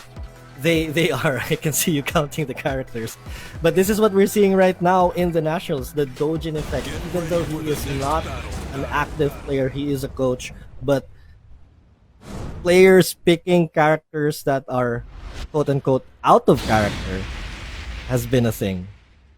And right now, we're gonna see what gave them the most success actually here, with Coffee Prince pulling out the Leroy, the one that gave him the most success back in season 2, and now Jason again. using this Jaguar that brought him all the way back here in our season 3 nationals. No time to skip the intros because it's our final battle. It's time, ladies and gentlemen, for the final battle of the play-ins, day 5. Oh, It is gonna be Jason versus Coffee Prince. the Rainmaker costume, a vintage Jason right now, and an immediate counter from Coffee Prince. You can tell he's trying to get a feel of Jason's rhythm this early on, and that might be a sign for things to come. Or can Jason, you know, brush that aside? Let's see if he can though, because right now he does have a small big pixel of health that can get any single mix-up killing him, and that's exactly what happened, because Coffee Prince just keeps the offense up, and right now Jason looking for the space once again. Coffee Prince looking for his timing, trying to make sure that he can get these death marches in, but so far the break is gonna stop him, but that's gonna be a knockdown after a combo. So right now it's gonna be Coffee Prince's territory. Huge damage now from Coffee Prince, and now the blender has begun. High, low, mid, where will I go? And the massage punches on the ground to close it out. And near, far, wherever you are, that like this Leroy is gonna go straight into you, and that's what happened there, as Coffee Prince right now is in the driver's seat, and Jason looking for an option, looking for space, but so far there's nothing but the back one trade. It is Pangkabuhayan back one from Jason here, and there goes the little stretch, a little grab, but you know, Jason needs every bit of momentum he can get, as he has not gotten anything for these first 2 rounds. Oh my rock goodness. bottom! Rock bottom. What's gonna be afterwards? There's the chain grab. Coffee, you need to guess. You need to guess, or else it's his turn forever. And there's the break. And what a duck from Jason. That was clutch. Jason holding on. It looked like he was about to lose 3 straight rounds, but he clutched that one out. He came from downtown to take the round. Oh my goodness. How did that not balcony break? But I'm guessing it was because it's a low splat. But it's one of those small things. And Sidewall saves Coffee Prince from a balcony break. This is one tough piece of wood right here. The balcony stays alive. Not only is Jason trying to stay alive, you know, but the foliage is holding on for dear life. These players want to break it. Coffee Prince are looking to close things out, and he does. Grabe naman. Like, we need that kind of wood, dude. Like, I need that for my house or something. That's amazing. Because right now, Coffee Prince getting the offense in and really preventing Jason from breathing. And Jason was so close to getting signs of life, basically. As quote you, Pangkabuhayan back one. That was almost the beginning of the end. But instead, Coffee Prince said, "You know what? No, none of that. You're going down. None of your offense is gonna go in." And once again, just kept the pedal to the metal. I mean, I just want to give credit where it is due. Ang Kabuhayan back one is from Kid. Shoutouts to Kid. But I really have to admire how Jason, he went off the momentum from that back one. He was able to close out that round so clutch. But he's up against Coffee Prince. He's up against this Leroy. And except for that 3rd round, or even during that 3rd round, right, Coffee Prince was able to shut down almost all of Jason's options here. So Jason is gonna have to find a way to open Coffee Prince up. Probably switch to a new character. The Armor King might be good, right? Give it a fresh start. Give Coffee Prince that put him in a position where he has to change things up. Or he can just adjust his king play, probably change the stage. Oh! Instead, he's pulling out the Kunimitsu. Kunimitsu has been paying off as a character, not only as a counter, but as a character, has been achieving great success right here in the nationals. Very nice, you could say, for Kunimitsu. This is one of those things where if Leroy randomly approaches, you're gonna get hit with a Crescent Moon Strike, and you have your own mix-up options available too. Round 1. Fight. And it's gonna be a battle of mix-ups probably here. I mean, Leroy, you know, given his hermit stance and his ability to get huge counter hits, plus Kunimitsu's mix-up potential here from the dashes and on wake up, this is going to be a wild match. But so far, it's quiet. It's the calm before the storm. No break there on the grab. It looks like Jason is gonna start the party. Oh my goodness, Jason putting that hop kick to good use. Coffee Prince gonna be by the wall. Is there gonna be a spot? Yes, there is. And that's gonna be Coffee Prince at literally one pixel of health or one mix-up away, and Jason gets that first round. And this might be the momentum shift that he's been looking for. I mean, Kunimitsu granting Jason around. Do it again! 3 in a row! 1, 2, 3. Jason not holding back, but now Coffee Prince is giving him something to think about here. Putting him up close to the wall. Back turn. Okay, nothing from there. But here comes Jason again. Here comes the mix-up. No throw break again, young rookie. Round 3. And these throws from Kunimitsu have been paying off for anyone who's been using them. No, not everyone can break every throw. And right now, Jason is capitalizing that against Coffee Prince. Right now, Coffee Prince is pushing Jason to the wall, but a beautiful sidewalk there from Jason saves the day. But there's the punish here from Coffee Prince. Big damage now coming from Coffee Prince. I mean, it was back and forth until that. Coffee Prince taking full advantage of the situation. Now going to those hell sweeps. Huli ka! Hell sweep! But nothing more. No big conversion there from Jason. He is slowly chipping away at this life lead. Mix-up game coming into play. But Coffee goes low. Round 4. That looked like Jason was actually going for the usual optimal punish for a lot of players, a lot of characters, I mean, against the Hell Sweep, which is the delayed hop kick. But it seems like Kunimitsu has a very different delayed hop kick from the others, and that's what happened there. And now Jason trying to rectify that mistake by putting Coffee Prince by the wall, and a side switch doesn't matter because there is no splatting available here. Oh my god! You win. Jason, everything working out for him in those final seconds. The birthday boy now tying this set up at 1 apiece. Kunimitsu definitely paying off. Definitely, and I've just received confirmation that the delayed hop kick does not exist apparently for Kunimitsu, and that's what happened. So that it was one of those things where he played optimally, but in the end the option wasn't available for him. But in the end, Jason got the entire game 2 for himself anyways. So now let's see what Coffee Prince thinks about this. Is he gonna go for the character switch just like Jason, or is he gonna go for a stage select? And stage select isn't a bad idea. Let's be honest here, simply because of the fact that you might go back into a place where it favors you or you're more comfortable in. But of course, this is a completely different character with Jason's Kunimitsu. The Kunimitsu pull. I think, yeah, he really gave Coffee Prince a lot to think about in that round. I'm not sure how many times Coffee Prince has faced a Kunimitsu. Given if he has definitely faced at least Kunicat at one point. But yeah, like just giving your opponent, throwing your opponent off with that character switch, really working out. And sometimes, you know, you just have to be ready for anything. At that point, Coffee Prince wasn't exactly ready. Jason looking really good. What will Coffee Prince do? Oh no, he just went for random select. Random stage. Bravery from Coffee Prince. He knows that it's gonna be just dependent on the matchup. There's not really much to think about in terms of stage select, but Mishima Building is a really nice and honest stage. It's nice and round, it's small, there's not really much you can move around to, you don't have any gimmicks, and it's just gonna be like standard fair Tekken between the two of these guys.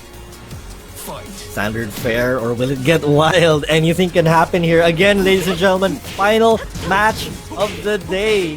This is to determine the placement of Jason and Coffee Prince. They have both made it into the group stage.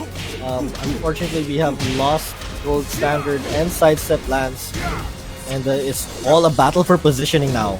Oh my goodness, Jason really fully utilizing these grab mix-ups. Woo! And once again, there's another side switch there from Jason, but Coffee Prince still has the life lead, and Jason does have rage. But once again, Coffee Prince trying to go for the off time using that empty dash, but instead, Coffee is gonna have to eat that launcher and go straight to the wall and interrupts the rage drive though. Right, and the Coffee Prince has 99 problems, but Rage Drive isn't one. Nicely done there, taking the first round against this Kunimitsu. So we're starting to see Coffee Prince try to take control, but not at that moment as the Crescent Moon lands for Jason. Oh, good stuff there from Coffee Prince though, just blocking Jason's hop kick. But it doesn't matter, there's another hop kick. Jason is a persistent man. He's knocking at your door all the time. And he's just gonna go straight and tell you the Messiah's word, but of course, Coffee Prince on the other hand does not do that and instead slaps Jason to the wall. Round 3. You don't do that to me, Jason. Coffee Prince making a statement. 2 straight rounds against this Kunimitsu. And yeah, Coffee Prince really taking control of the match. He's going to let Jason run wild, and eventually, right, he's going to hang himself. He's going to make these mistakes, and Coffee Prince took full advantage of that.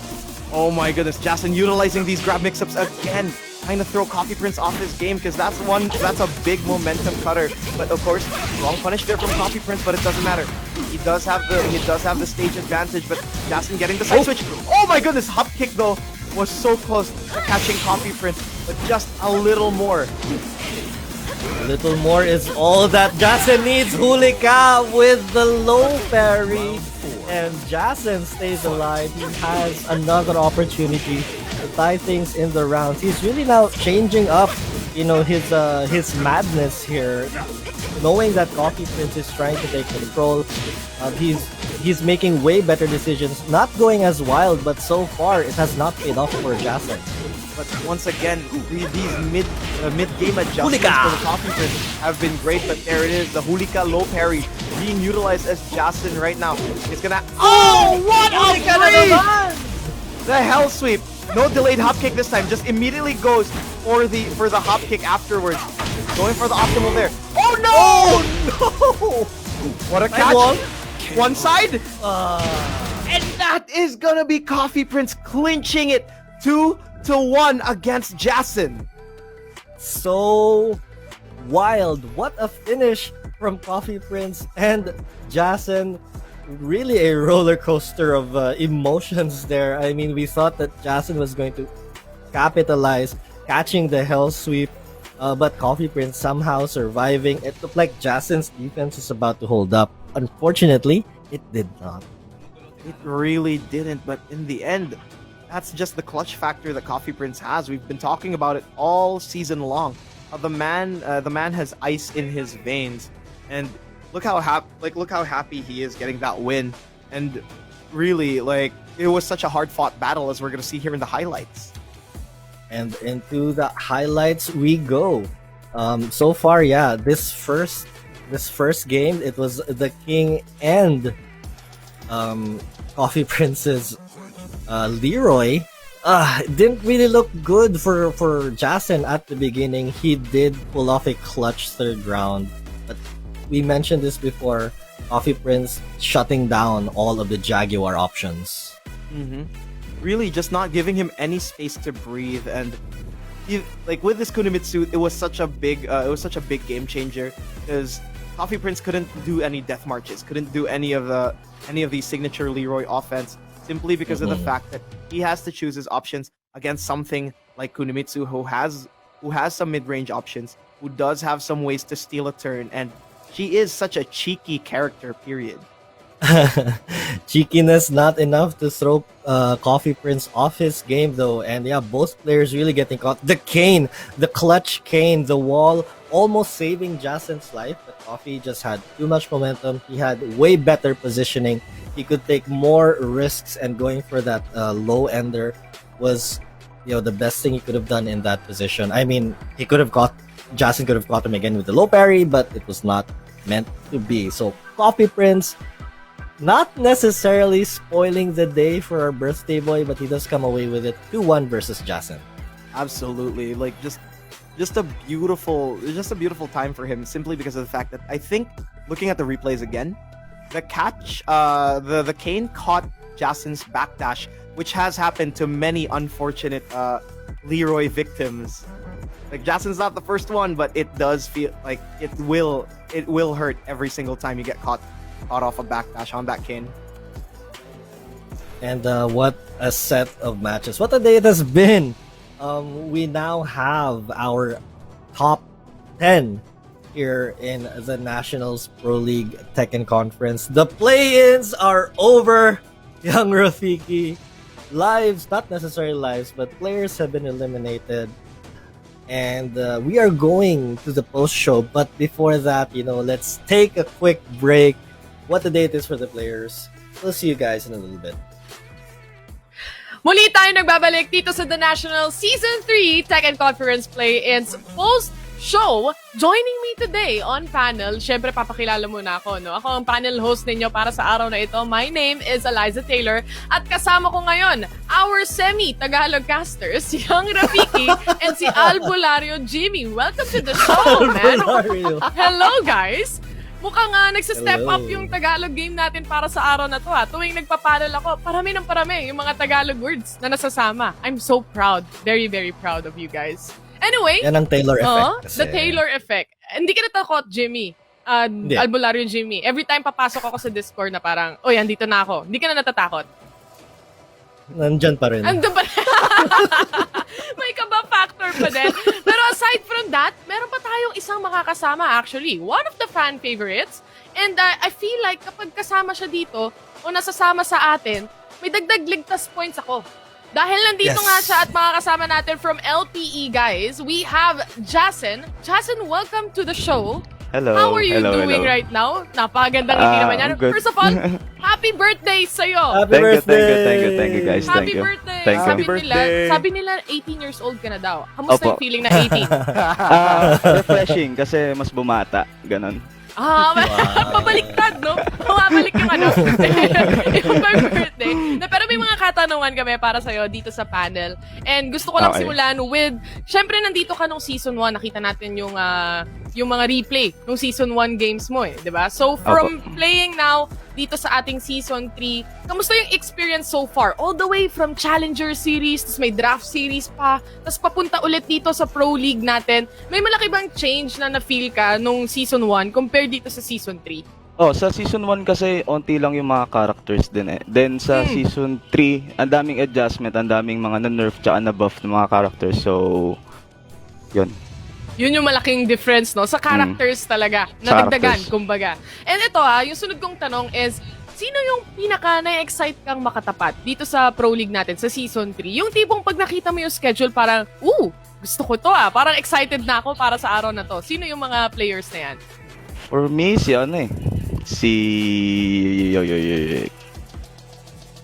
Machinehead yan. Machinehead? Bakit si Machinehead? Pareho kaming nagamit ng 2D. Parehas. Mamaya may balita din ako tungkol kay Machinehead. Pero mamaya na yun. Kay Jason muna tayo. Sa birthday boy muna natin. Ito na yung huling katanungan ko sa'yo. Sabi ko surprise kasi, no? And I think marami ding nagtatanong nito. Pina-flood nila ako sa page ko na please tanungin mo to kasi sobrang interested talaga sila. Kasi kung may skincare, meron ding hair care. So, ano yung hair care reveal mo naman dyan, Jason? Wala. Tulog lang. Tulog lang? Pag tulog mo, ganun, maganda na yung buhok mo, ganun? Ewan, wala akong ginagamit. Wala kang ginagamit? Wala. Kahit tubig. Kahit May tubig na lang. shampoo reveal. Anong shampoo Shampoo mo? reveal, tatlo eh. Tatlo? Head and Okay, oo. meron. Sige. Ano yan? Head and shoulder, tapos clear, tas yung guard. Guard. Guard. Ayos baka pag-iisipan ko na. Huling katanungan din, galing to kay Coach Dojin, no? Asking kung kailan lang po yung push-up stream nyo, Sir Jason. Sabi Coach, Huwag na ituloy. Huwag na ituloy. Siya yung nag-comment, pero siya din yung nagsabing huwag na ituloy. Ito na, may mga katanungan din yung iba nating casters dito. Si Albolario Jimmy, tsaka si Young Rafiki. May katanungan sila. Dr. Jimmy, ikaw muna. Ako muna. Ano ang birthday wish mo sa araw na to? Ngayon, wala, natupad na. Magandang points. Magandang points lang. Good points lang para ngayong araw. Good points para sa araw na ito. Natupad na ang kanyang kahilingan agad-agad. How about you, Rafiki? Yung tanong ko lang, my lord, is ano? Anong tawag na ta? What's the experience like as an LPE player? Like, how is AK as a teammate or Coach Dojin as a coach? Like, just give us like the details of it. Malinis ba bahay ni AK? Kay AK, as a teammate, hindi naman siya boring kasama, nagkukulitan din kami, like kay Jules dati.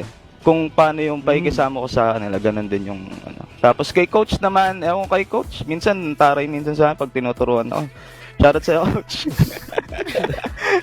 Nagagalit sa akin si coach pag hindi ako nakikinig.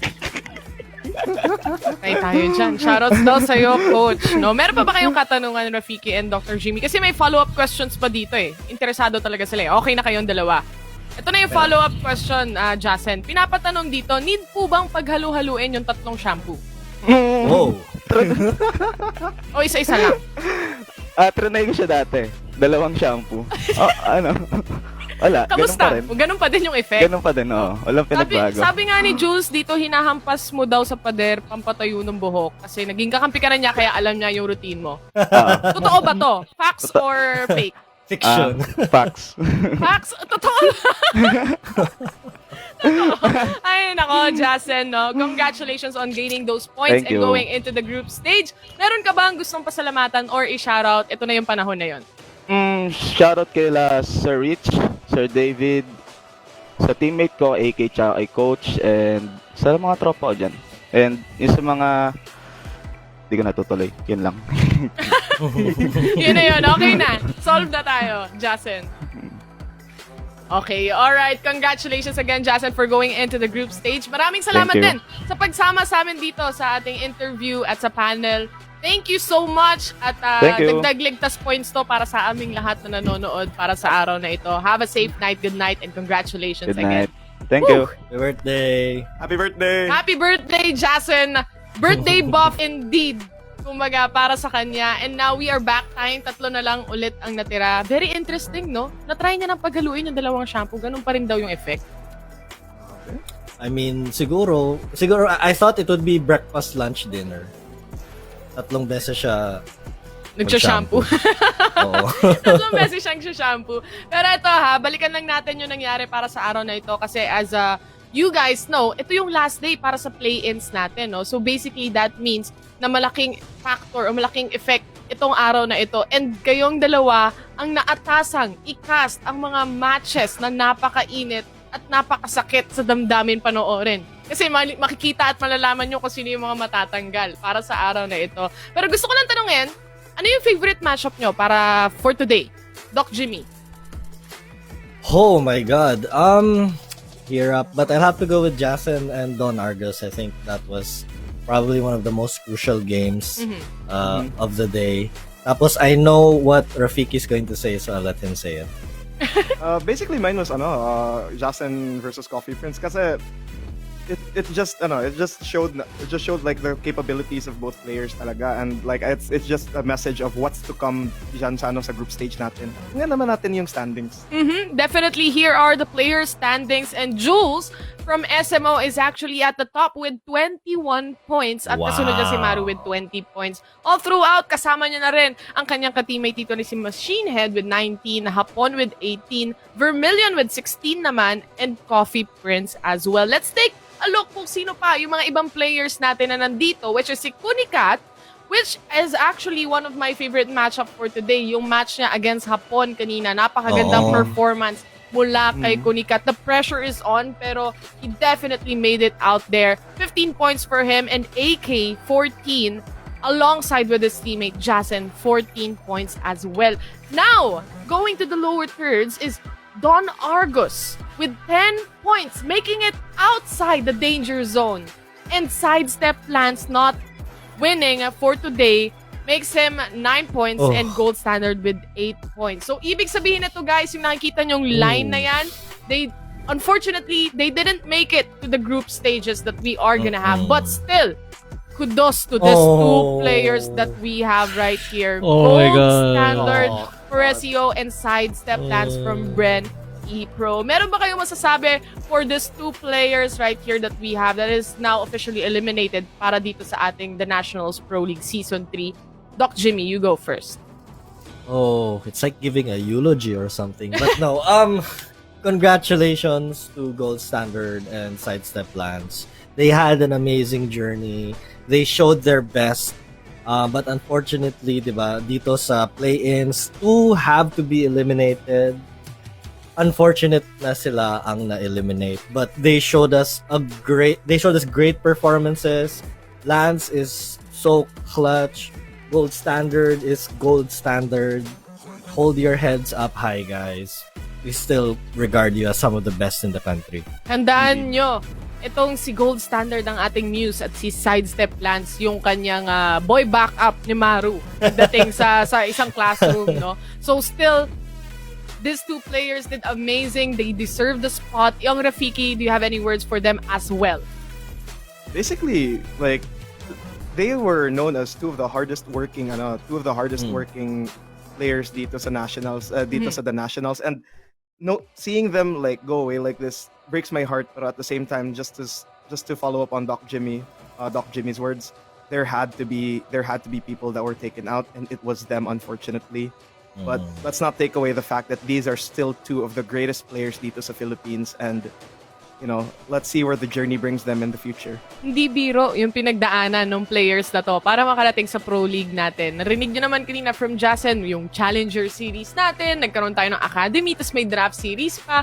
So, hindi biro talaga, no? And alam natin kung ano yung capabilities ng mga players na to, kaya kudos pa rin for Sidesteplance and Gold Standard.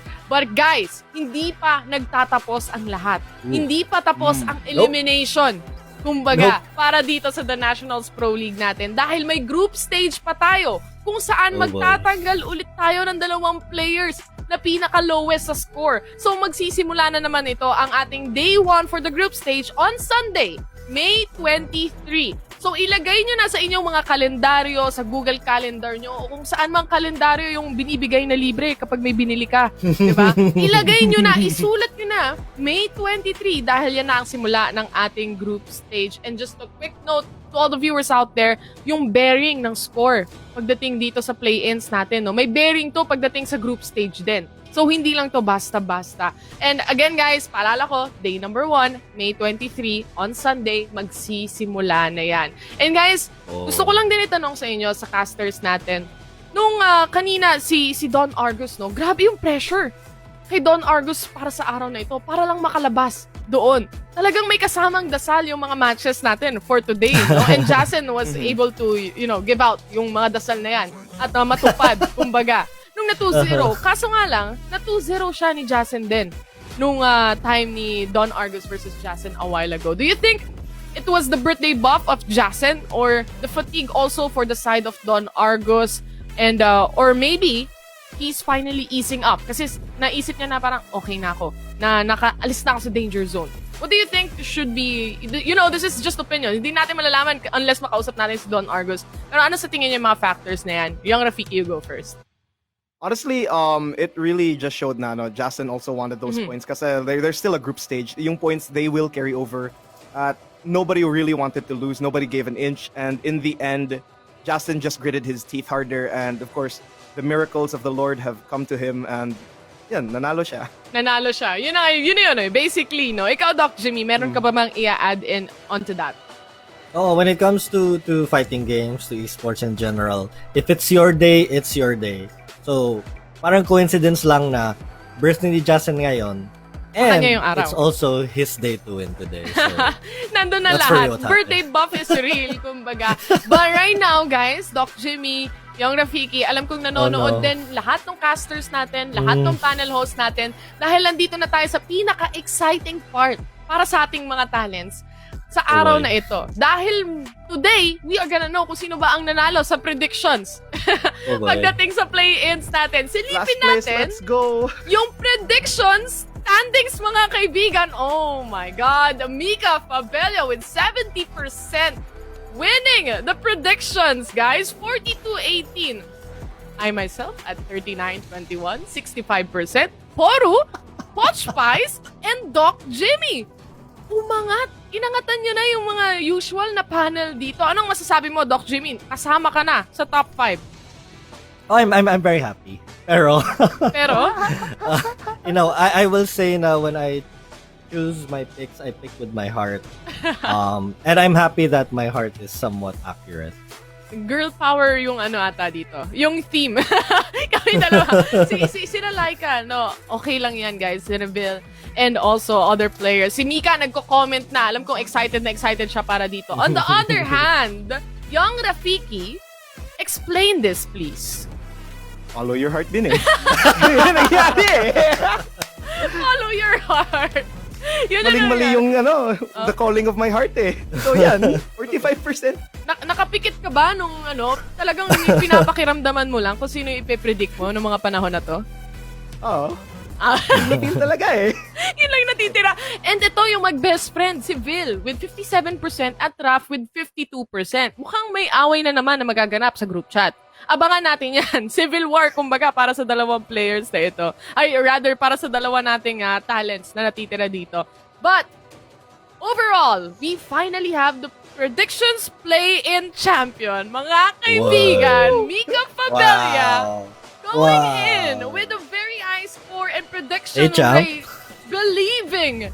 Number Champ. 1 fan to ni Vermilion din eh. Si Vermilion nandito sa comment section.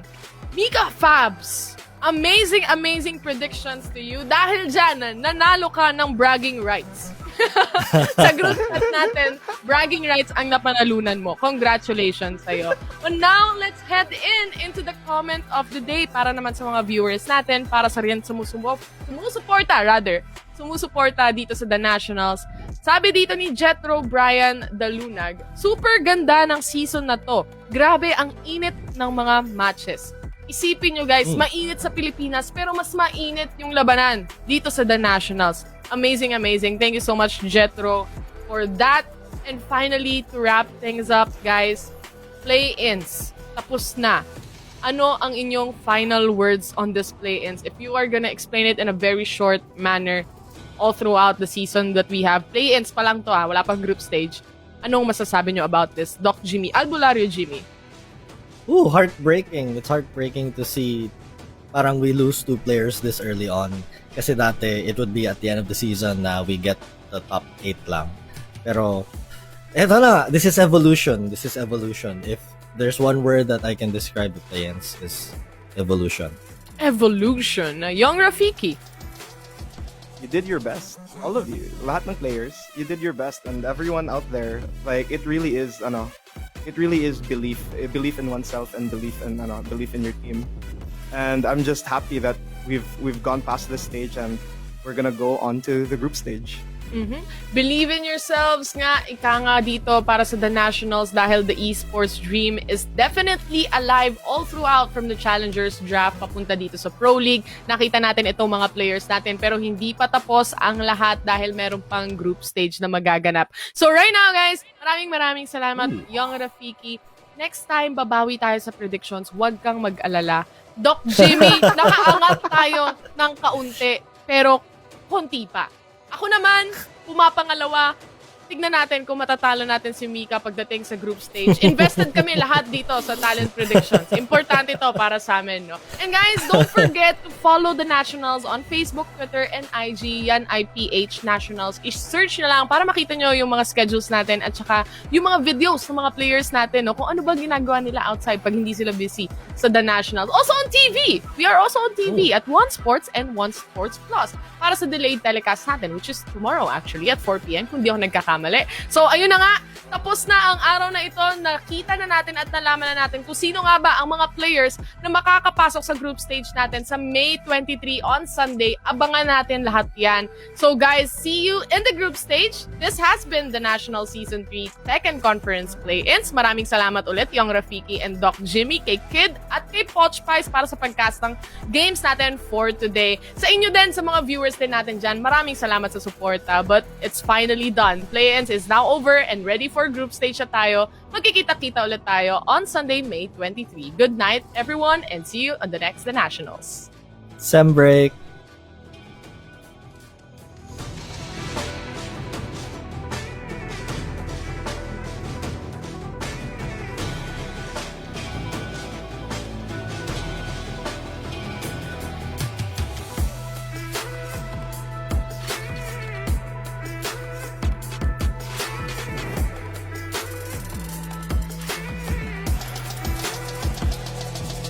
Fight.